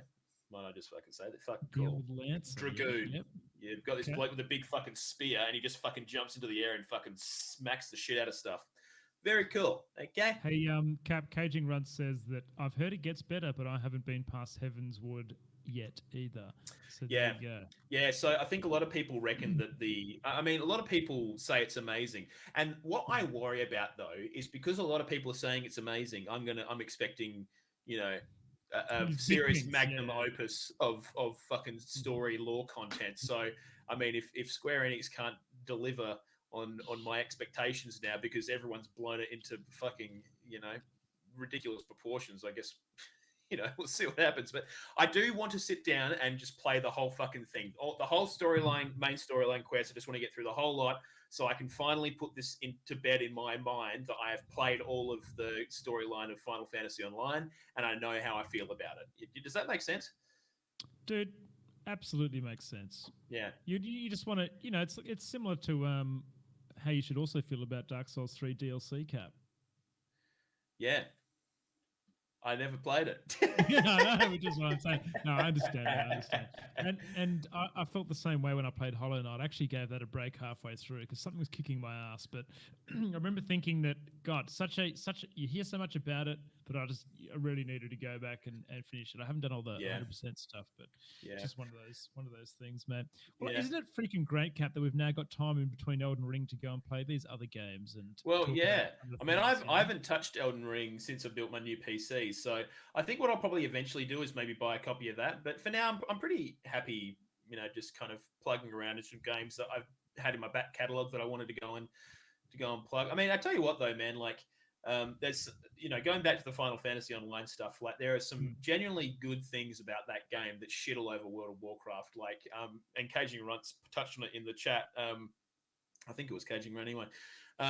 Just that you can do everything on one character, the whole lot. You don't have to have alts, none of this other bullshit. You can be every single thing on one character, and it just makes life so much fucking easier. You can be what you want, baby. Yeah. One thing that I don't like about it, well, sorry, that's a strong word. I prefer the art style in World of Warcraft. Yeah, I'm the same. Sometimes it's a little bit like overbearingly weeaboo anime to the point where I'm just like, oh god, can this cutscene just end, please? It gets horrific in some stages. But I mean, there's some really cool shit that happens. I'm pretty desensitized to anime stuff because I watch a lot of anime anyway. But yeah, it does get a little bit cringe at points. But for the most part, it's not too bad. I don't think you would like it though. You don't reckon I'd like it? No, don't reckon you like it at all. No. Okay. Yeah, I just don't think it's because you like competitiveness in your games, and I just don't think you're going to get what you'd be searching for in an MMO from this game. Yeah. I do kind of. Yeah. Sometimes I get a real strong hankering just to fucking go and sit back in World of Warcraft and just slowly level and relax. Like it's something I don't know, man. Like I think there's sometimes I do feel like playing an MMO. I just got to find the right one that tickles my fancy. It needs to be real casual. You see, it needs to be real casual. That's why I don't think World of Warcraft is the one for me because I just want something. It's going to take me. Well, I think World of Warcraft is getting more and and more casual, and I think they're definitely taking some elements from. Like for example, there was some stuff that came out about World of Warcraft recently for the next iteration. The Dragonflight expansion that they're going to be amalgamating a lot of the stuff into single character kind of stuff, so you don't have to do multiple characters. Obviously, you're still going to have like professions and all that kind of shit, but a lot of achievements and stuff is only tied to one character. So I don't know. I think they're looking at other places that are doing really well, and we know for a fact that Final Fantasy Online is going bonkers. I wonder if they've gained 60 million. All of them. Oh, dude, they'd have to have a fair bit. But I don't know. Maybe give it a crack, Grizz, and just see what you think. I think the problem is you won't get through enough of the content because I think it'll bore you too quickly for you to make a decent my decision attention on the game. span's pretty dang short these days, Capo. Yeah, absolutely. But Grizzo, let's fucking move through the quick fire round. Oh, hang on. No. Pav's fucking twiddling his finger at me. I, for the first time in a long time, have had a chance to play some games. Holy shit. Pavlich, get in here, son. I will be quick because we are starting to get a bit tight on time, but I'm a sucker for like really beautiful aesthetic games that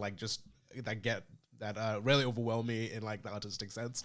And I have managed to just yesterday finish It Takes Two, which is one of the most beautiful games I have ever played.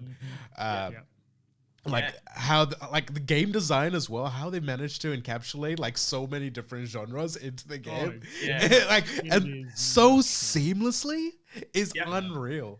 Yeah, it's such a brilliant ode to just gaming in general, in my opinion. They've just done such a fucking good job of just encapsulating that.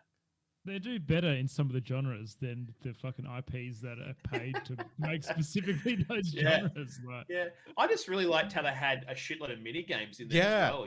Like there's just so much to do in that game, and even the story is just like super heartfelt. And not cringy. I mean, it is a little cringy here and there, but for the most part, you kind of just like you just get into it. And you totally enjoy the ride. Like, and you're right. Just it's a very spectacular game. Like all the different areas that you go to, gorgeous. It has absolutely skyrocketed into like my top 10, like quite easily all time. Yeah. Yeah. Quite, yeah, I think so. He's giving us a hard time, Cap. Don't know if you read his comment there, mate. Cap and Grizz, how did you like the end of It Takes Two? Yeah, well, I tell you what, mate. If it fucking worked for us, I bet it would be great. Basically, shit the bed towards the end. We couldn't play the game anymore. So yeah, fucking really good. Have you got another game? I've that you've got been playing as I've well? got one more. Really cool. Really cool art style. It's like kind of claymation style art. Not really describing well, but it's called Just Act Natural. It's a fun little party game. It looks like it's still in really early stages of its. Like an early access game? I don't think it's early access, but it looks like it's in the early stages. Like still with a lot of updates ahead of its time. okay. But it's just a fun little party game that like I've really been enjoying, just jumping on Discord with some friends and like playing a few rounds for like 20, 30 minutes. Essentially you're surrounded by a bunch of NPCs and you just got to blend in, and then one of you is in the sky having to snipe which one. So you just gotta beautiful game. And I only bring it up because we have just created our very own Discord for OGR podcast, and I would just like to remind everyone that you can absolutely jump on in, join the Discord. You can check it down in the links below. I'm sure we'll be able to get together sometime to maybe have a game in the Discord. So if you're in there, you can join us, and that's all I really wanted to say. So have been having a blast. Yeah, hell yeah, dude. Absolutely. Well, with all our games, weekly games speak over. Let's fire through the quick fire, Grizzler. Now, actually, first cab off the rank, we probably should have gone through this a little bit earlier. Was the OGR poll for the week. Now, if you're not aware, we run a weekly poll every week, because that's how weekly polls work. And we on a weekly basis, we weekly collect information about a weekly topic. So this week it was your favorite Bethesda intellectual property. Now, guys, we are fully aware that there's more properties than the IPs than the ones that we put down. We can only get 4 in there, so we're sorry in advance. So out of the following, so we basically said, look, lots of Bethesda news on this week. Let us know in the comments if you got another IP, but of the 4 available, make a vote. What's your favorite Bethesda IP out of Doom, Wolfenstein, Fallout, and Elder Scrolls? And Grizzly, do you want to give me the breakdown, mate? You got that there? Of course, mate. We had Wolfenstein at the bottom, scoring 0%. Damn! Get wrecked. Followed closely by Doom with 20%, Fallout with 25%, and Elder Scrolls, no surprises in my mind here, Cap, up the top with 55% of the vote. Yeah, actually, I thought Fallout would have been a little bit higher in this. I will say that we only had 20 votes because Pav fucked the fucking timing with how long the poll's up for again. And thankfully he didn't just delete it this time. Sorry. It's all good. We'll figure it out next. One day we'll have a poll that runs for a bit longer than 5 hours. But yeah, no, we appreciate everyone voting. If you'd like to vote in next week's poll, make sure you go and follow at OGR Show. Or you just look up Oceanic Gaming Radio on Twitter. I'm sure you'll find us. But yeah, no, definitely didn't surprise me either, Grizz. I did think maybe Fallout might have a little bit more slice of the pie, but yeah, I mean, everyone fucking loves Elder Scrolls, don't they, Grizz? They do, mate. What did you There's choose an out of there? Elder Scrolls game for everyone. Elder Scrolls, I did. Yep. I actually chucked another one in the rink because my favorite Bethesda game in recent memory is the 2017 Prey game that they made, which I think Arcane Studios put that one together. I'll tell you what, one of the best, most underrated fucking space games ever created. Really? I haven't played it. It's a fucking ripper. Psychological thriller space game. Yeah, dude, it's unreal. Like you play this guy who's going through the space station that's been overrun by these things called mimics that mimic things in the world, like coffee cups and stuff, and all of a sudden they're fucking like, going after you. And there's all this overarching story with, why are you on this space station and what's going on and why are these fucking things here? What's happened? Like, the whole space station's abandoned, and yeah, it's really cool. They do a lot of stuff with like physics, so I'm trying to think of like a good example, but I mean, you know, they have like a gun that shoots like adhesive on the wall that you can use to make staircases and shit like that. It's just It's very, cool, very well dude. done. Very, very Mm. well done game. If you get a chance, guys, just go and give it a crack because it's probably worth fucking $5 or some shit. And it's such a money well spent, man. One of my favorite games of all time. Absolutely. But yeah, anyways, moving along, Grizzly Gaming 86. Yes, sir. What do we got? All right. Yeah, so Game Freak, who are developers that work on Pokemon, they are currently implementing an optional 4-day work week, giving employees surprised, an Kat. extra day off. Because the amount of freaking content we see Pokemon games, how, mate? How? Oh, you know what? They probably just banked it for years to come, and they're going, "Fuck it, guys, take an extra day off. All good, no worries." But dude, I want this. Sounds fucking great. I love the idea. I was talking to Mia the other day. I was just like, you know, 2 days is just not quite enough, and 3 days is kind of like the perfect amount where you're not anxious to go back into work again because you're still off work. Whereas like 4 days or more, you're kind of like, oh, I don't want to go back to work. Whereas 3 days, you've had just enough time, a couple of days to do your shit, extra day off. You know, I feel like 3 days, the 4-day work week, man, I put my fucking hand up, baby. I want that. Give it to me. What do you reckon, mate? Is that something that I'm with you, tickles Cap. Oh, I'm with you, mate. Yeah, absolutely. 4-day work week. I mean, I do worry that I don't know. Like, I feel like that there's always this constant pressure on game devs when it comes down to the pinch, where they're trying to force them to do more work. And I don't know if you can make it, if you can be proactive, maybe. Train your game. I a think bit it's a better. brilliant thing for a game dev to actually come out and offer this to, like you said, like a lot of game devs just do like 70-hour work weeks and get absolutely smacked in the face with work tasks. But yeah, I mean, hey, this is awesome, and hopefully maybe other industries implement stuff like this. But very fucking interesting. All right, moving along, Grizzly Gaming 86. Bethesda is bringing its classic games to Steam for free, no cost at all. They're bringing the old school Elder Scroll game in, as well as Daggerfall Arena and others. I don't know what the and others are. I'm pretty sure that's the only ones they got. But there you go. Do those games suck, Cap? To be honest, I've never played any of them. Okay. My first Elder Scrolls was Morrowind, and I wish it was my last because the rest fucking suck. Oblivion's not too bad. Skyrim's a piece of shit. Hate it. Boring. But yeah, what do you reckon, Grizz? Would you go and give these a crack? Probably not, mate. Probably No? not. I don't know. I just games date, man. And I've played Elden Ring. I can never go back to other things and look at them in the same light. What about Elden Ring 1? Yeah. Would you go and play the classic version of that? I don't know what I'm fucking saying, dude. Don't worry. Dark Souls 1? Yeah. Yeah, actually, that would be Elden Ring 1. Okay. Yeah, I don't know. Look, I'm looking at the screenshots for the Elder Scrolls games, and I have seen them played before, but have you? What do they look yeah, like? they're a bit. I mean, they kind of like all the sprites are kind of 2D. Yeah, I have too. Yeah, 2D, 3D. Dude, I think I've played some of these before. You probably have. Oh my god, yeah. I've never played them before, but yeah, I don't know. They apparently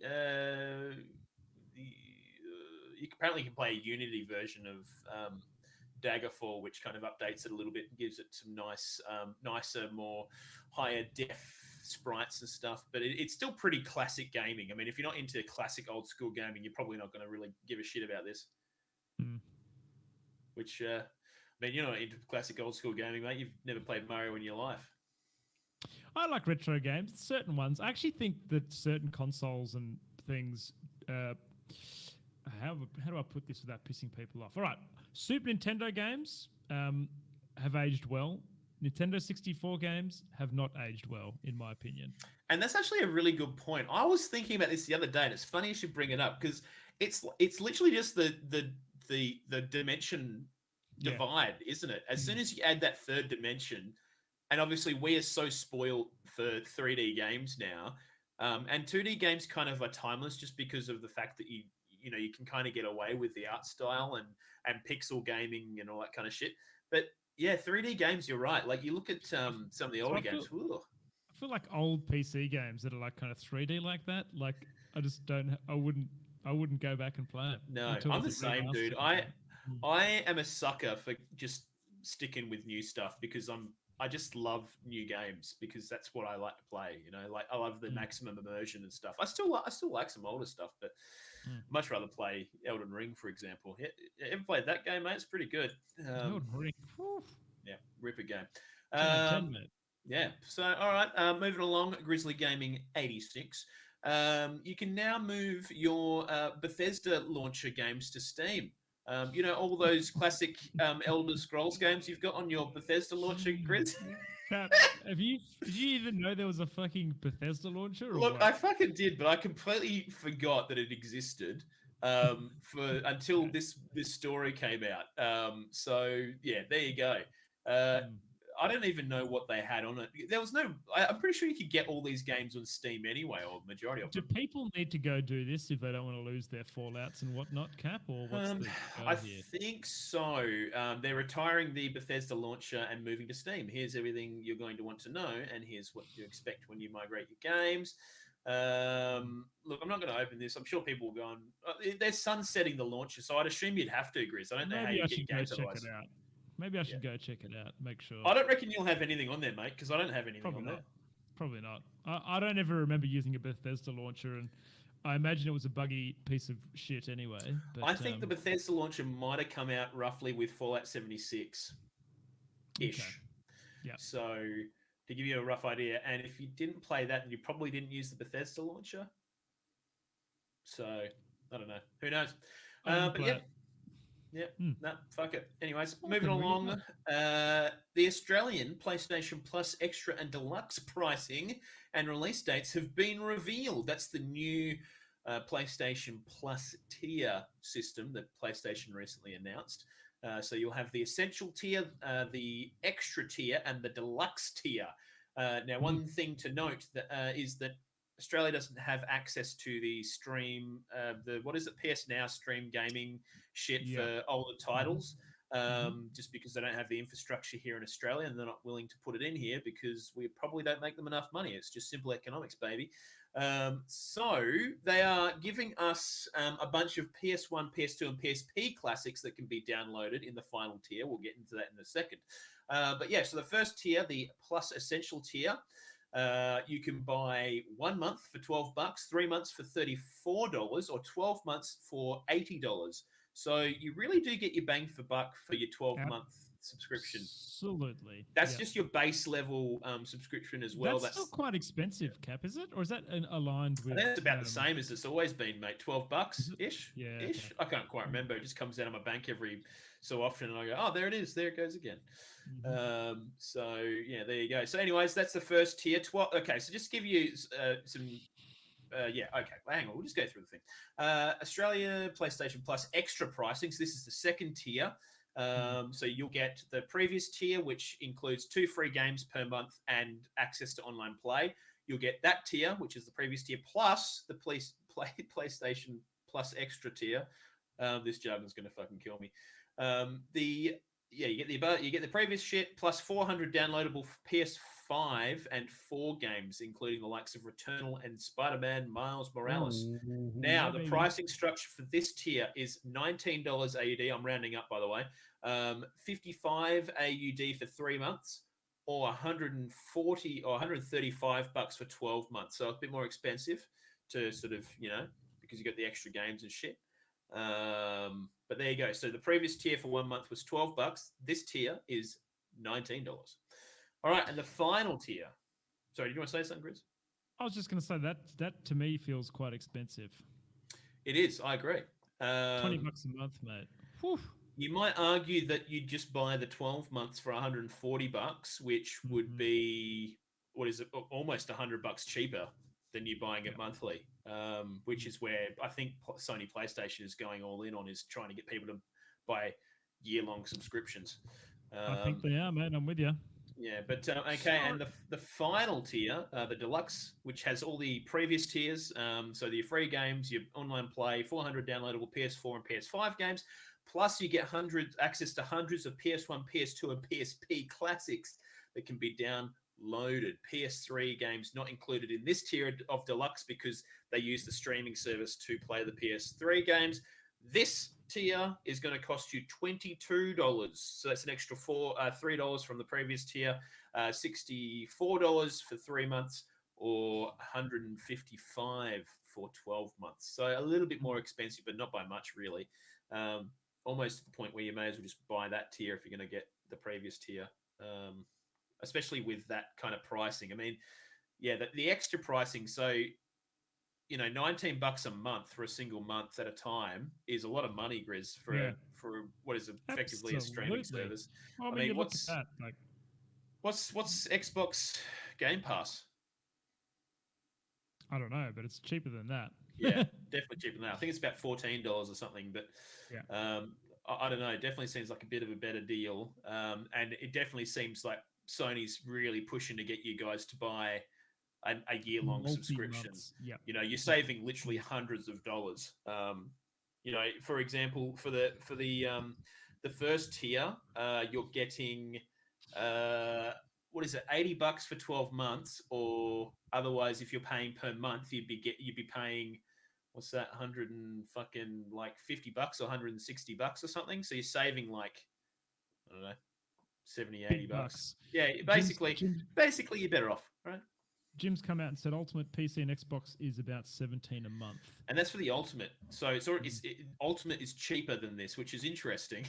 You think PlayStation would try and come in under their Xbox's most expensive tier of stuff, but they did not. But yeah, anyways, there you go. You can go and find that pricing on PlayStation's blog, or just Google it or some shit. All right. Twitch streamer XQC breaks viewership record thanks to the Overwatch 2 beta. Oh, they misspelled Overwatch 1.2 here, Chris. It's a bit weird. So, Cap, he exceeded 300,000 concurrent viewers while playing the Overwatch 2 beta. I just want to point out something a little bit interesting here, Capo. Yeah. In that this is fucking XQC, right? This isn't like the Worlds for League of Legends or the International for Dota 2. Yeah, this is just some bloke in his bedroom. This is just some bloke playing Overwatch 2 beta, which is pretty surprising to me. It's not like some fucking big tournament or something. So that's pretty huge. I wonder what he's making ad revenue, mate. Having 300,000 must be viewers. mega fucking dollars, dude. I always wonder what people see in streamers like him. You know what I mean? I don't know what people see, but I'm sure he's probably interesting to some degree. Pav knows. What's up, Pav? Don't know the answer to that, but just fun fact. On average, there's usually 20% of Twitch's current viewer base watching XQC live. Dude, that is out of control. So it's like a crazy number like that, yeah. That's fun fact. Shit. Wow. Well, that is a fun fact. Very interesting. Holy shit. Okay. Well, yeah, he's breaking freaking records. So congratulations, XQC. Enjoy your next payout, mate. Moving along, PS5 VRR support's finally coming this week, which was last week. Select games receiving extra optimization in the wake of this. So VRR allows the refresh rate to adjust in real time while using TVs and games that support VRR, which stands for variable refresh rate. Results will vary depending on the TV you're using, Grizzly Gaming. Very cool, very hip, mate. This is good because there's a lot of titles that came, I believe, to PS5 that were migrated from PS4 that didn't have this. So they still kind of look like shit. Whereas now this update should fix some of that, making things look a bit better. Absolutely. Yeah, I think the whole variable refresh rate thing is brilliant because obviously, the game and the monitor move together to, try and find that optimal kind of viewing, environment. So, yeah, I mean, it's great. And also, I mean, it looks like they've included a bunch of support for certain games. For example, Astro's Playroom, the Call of Duty's Destiny 2, a bunch of other shit, Resident Evil Village, Spider-Man, Tiny Tina's Wonderlands, which came out recently. If any of those go on and you've got a VRR monitor, go and get stuck in. Get in there, son. And the final news item for tonight, Grizzly. Following delays, Final Fantasy 16, the latest iteration, is near the end of development. Producer says. Wow. Producer says it's kind of like Simon Says. You know Producer how the old says- Final Fantasy games, like Final Fantasy 8 and 7 and all those, would be like 10 discs for your PlayStation 2? Is it? Yeah. Are we gonna reach like? Are these is Final Fantasy 16 gonna require like 10 PCs to run? No, or what? oh maybe 10 PCs. Yeah, what are you doing this weekend, mate? I need to borrow your PC to play a fucking video game. Yeah, no, I don't think so. But I am quite excited for this game. I really liked the most recent Final Fantasy iteration, number 15, with the blokes in the car driving down the fucking road. And Did you? Okay, I didn't play it, but I quite enjoyed it. It was super kitsch and just like cringy, but there was some really good moments in that game. And I think if I've kind of got the vibe that they may be going a little bit more soulsy with this one as well, kind of that putting a little bit more difficulty in there, and I don't know, just it looks good. Like what I've seen so far of the trailers and stuff. I think they're leaning quite heavily into the story stuff, maybe making it a bit more sprawling. Elden I Ring don't know. 16, you say, Cap? Elden Ring 16, my favorite of the Elden Ring fantasy games. But yeah, looks pretty fucking good. So yeah, I guess we'll hopefully see some more information on that soon. Who knows when it's coming out? There was no real information on that in this news article. Well, hang on. Yoshida also claimed in October 2021 that okay, don't ignore me. Don't worry about it. That's last year. But yeah, our next big reveal won't occur until spring 2022. Well, what's spring 2022 for US? That'll be autumn for us. So wait, that's now, isn't it? Oh, it's Cap, the other side. I'm not good with seasons, mate. Yeah. Pavs knows what's up. Yeah, it's currently spring 22 Is it? for No. for US. It's autumn, isn't it? Oh, it is. US, it is Okay. currently US spring 22, right? Right. Okay, so maybe we'll find some more information soon, which I'm fucking keen on. Yeah, sick. All right, that sounds good. Well, that fucking wraps everything up. Lock her in. Ladies and That's a good gentlemen, episode, boys. thank I really you. enjoyed that. Yeah, no, that was great. Thanks for hanging out. Really appreciate you being here in the Twitch chat, which if you're listening from home, you can come and do every Monday night from around 7 p.m. Australian Western Standard Time on twitch.tv/Oceanic Gaming Radio. You can follow us there. You can also come and follow us on Twitter at OGR Show, or just Google Oceanic Gaming Radio. You'll find us there as well. You can also join our Discord and come and chat to myself and Grizz, who are insanely active in that Discord, very active. We post every minimum 10 minutes. Minimum, absolutely. We post all the time. No, it actually is very active. So get in there. And like come Pav and says, say we're good day. going to start playing games out of that, aren't we, Pav? Definitely. Especially you and I want to potentially do a couple extra streams potentially during the week eventually. we so should organize that. we could always we could always do some stuff with community because that could be fun. Absolutely. And if you're playing Final Fantasy Online and you want to send me thousands of dollars in there, just feel free to jump in the Discord and add me. Other than that, we just want to thank our Patreons, Sukai, Moosey, Ho and Honey, and Bogues. I believe they're all still Patreons and we don't have any more. Guys, thank you so much for supporting the show. We really bloody appreciate it. And if you would like to support the show as well and help us pay all these terrible debts to the podcast gods, you can do so by going to Patreon and looking up Oceanic Gaming Radio and selecting the tier that you would like to support us with. Final things to say. Have I missed anything? No. Yeah, aces. You will catch us next week, same time, same place. Keep an eye on your favorite podcasting app if you listen to us during your work commute or whatever. One final thing I'd like to say is, again, guys, I'm going to keep saying this every fucking week. Tell one of your friends about us. Just one, all right? Go on. If you think someone might enjoy this podcast, tell them about it. And get us in their ears, and hopefully they'll do the same, and so on and so forth. And organically, If you haven't we got will any grow. friends, tell your mum or Yep. your enemies. She'll love us. Got him. All right. Thanks, guys. Appreciate you. And we'll see you next time on Oceanic Gaming Radio.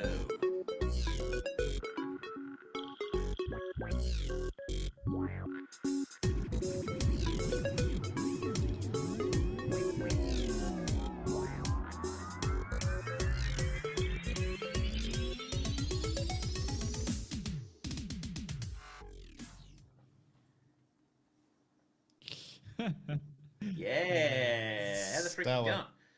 Yo. Hey, g'day, Mandy. How are you, mate? Dude, How are long you, time Mandy? no freaking see. G'day, Kazi. How are you, buddy? Hey, Inferno, welcome to the podcast, dude. I hope you enjoyed. I think this is your first time in here, dude. I hope you enjoyed your first episode, mate, and hopefully we'll see you next time as well. Really appreciate you guys hanging out and yarning away. I love looking over and reading the chat and all the stuff that's going on. Appreciate it. It's bloody great. I told the lady next door, now I've got a restraining order. Yeah, that's not because of us, mate. That's because of you, pal. We had no part in that. I'm going to go get my rat test, boys. Yeah. Oh, yeah, do Yes. a live rat test. Absolutely. Surely. Inferno, you watch Co Carnage. Dude, I actually highly rate Co Carnage. I think he's a fucking legend. And he's an old school Twitch guy. It's He's Code old school as Carnage. fuck. I've never heard. Dude. Is he a WoW guy? No, he's a bit of an everything guy. Variety gaming.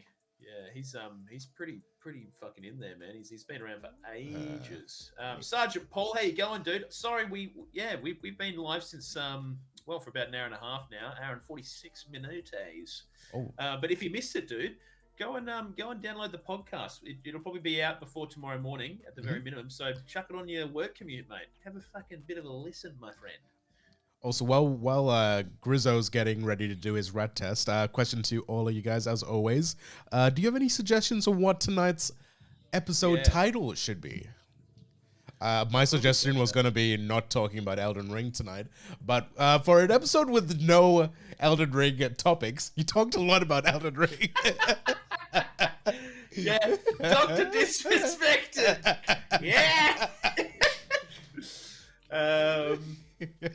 Fuck, what are we going to call this thing? Something to do with Bethesda, guys. I don't even know what I do with this. What the fuck do I do with this, dude? What do you mean? Oh, you're going to put it in your bum. Piss on it? Oh, hang on, what is that? Wait, do you have a spit one? Oh, I don't think I've got all the bits in here. Hang on, I have to get the one. You might- You're gonna need to help me You out. might have a saliva one. Yeah, read the bloody Saliva instructions. test. So, what do we talk about? Xbox, E3, Activision, Twitch. Fuck, I don't even know. Why did you buy suppositories? Because only Grizz could do that. Put the whole thing in your nose. Yeah, that's the best. Straight to the source, Jim. Straight to the Yeah, bloody source. Sauce. The source. Final Fantasy 14. Wait, where did that come from? Fuck. What are we gonna call this? How about B3 BE3 ESDA? No. No. I hate it. But the Elden Ring? Ring. But that's but the Elden Ring. I actually think that's fucking legit.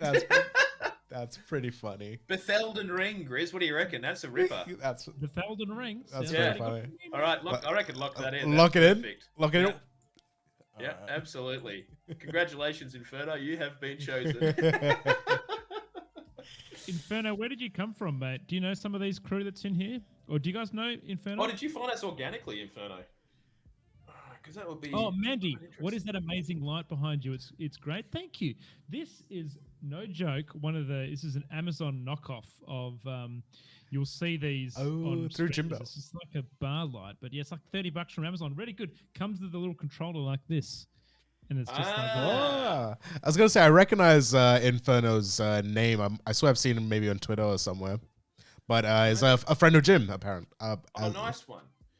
Nice one. I thought I saw someone else come in here that was new tonight. Maybe it was just Mandy that I got mixed up with. Yeah, I think it was. We had a few first-time messages. Did we?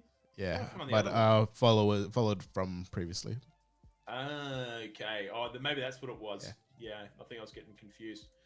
All right, we're in. All right, so we've got 15 minutes. I'm going to talk to you fuckers for 15 minutes to wait for that thing to cure, do I? But So if you guys did miss the start, I have been feeling extremely average today. Just like real low energy, headaches, like start of a sore throat. So we're just seeing whether I have got the old corona. So did you do it properly? Don't know. I think so. Fuck's sakes. You are useless.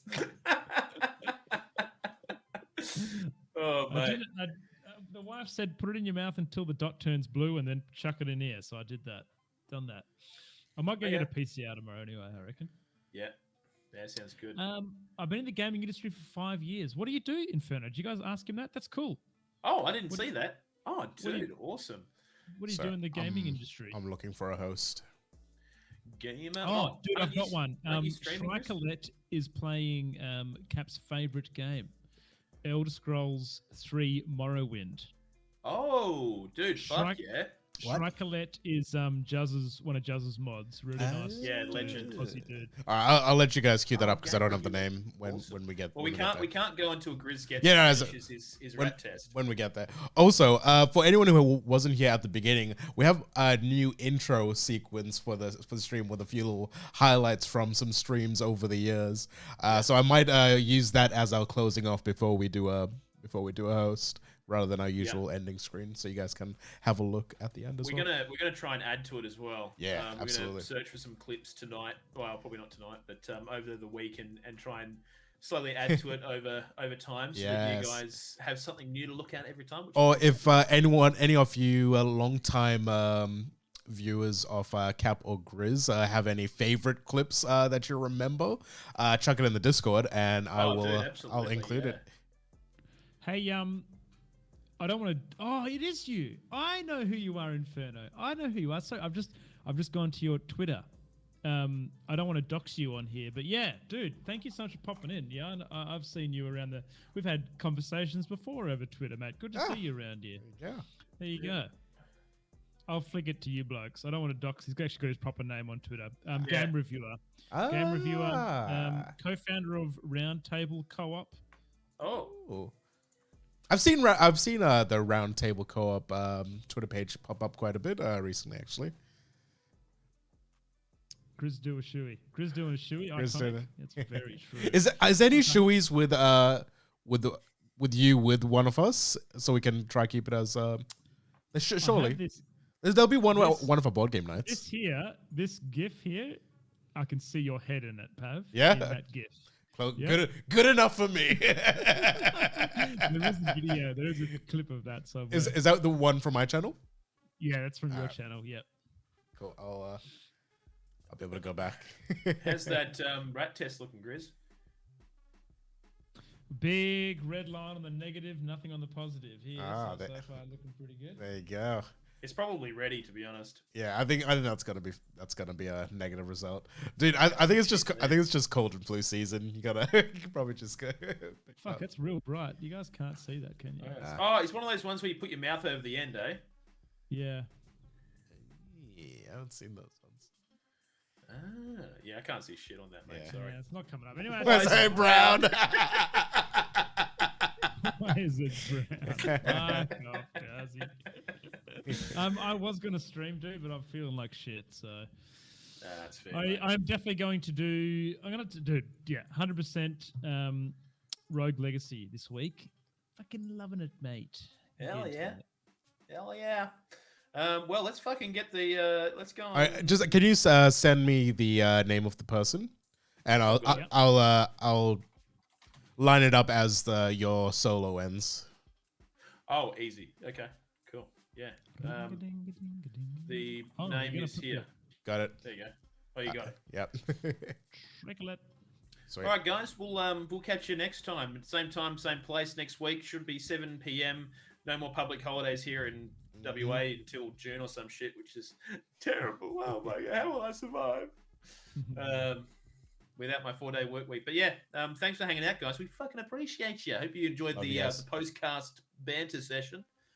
And yeah, we'll see you next time. If you missed the recording Paul. Go and fucking download The episode should be up within an hour and a half if I have my shit together.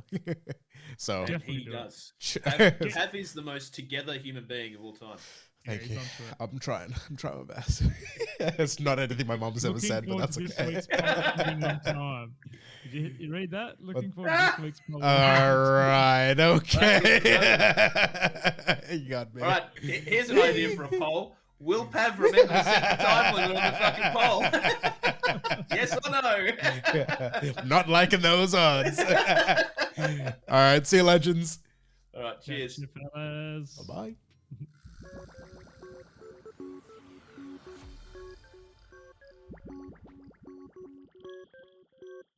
I got two things again. Oh. All right. Let's Okay. show us what's in the box. Top secret. First one is for Grizz. Oh. What? Hang on. What do we got? Ah!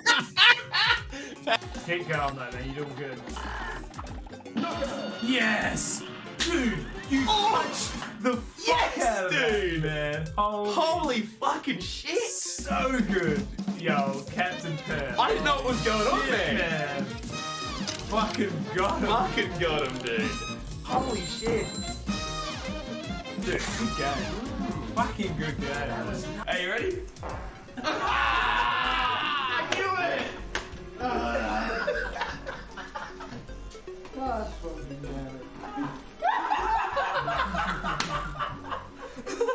Cap, look at my fish. Oh, wow. It's my little bite. Ready? Bitch. Always have to steal those kisses from you. Always have to steal those kisses from you.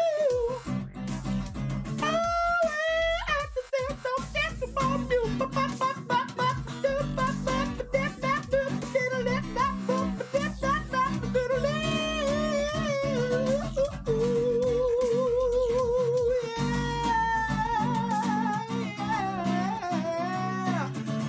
Oh, yeah, yeah, yeah.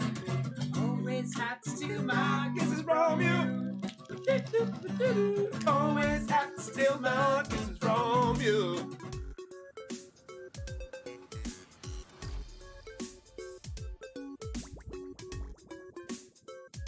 I got two things again. Oh. All right. Let's Okay. show us what's in the box. Top secret. First one is for Grizz. Oh. What? Hang on. What do we got? Ah! Keep going, though, man. You're doing good. Yes!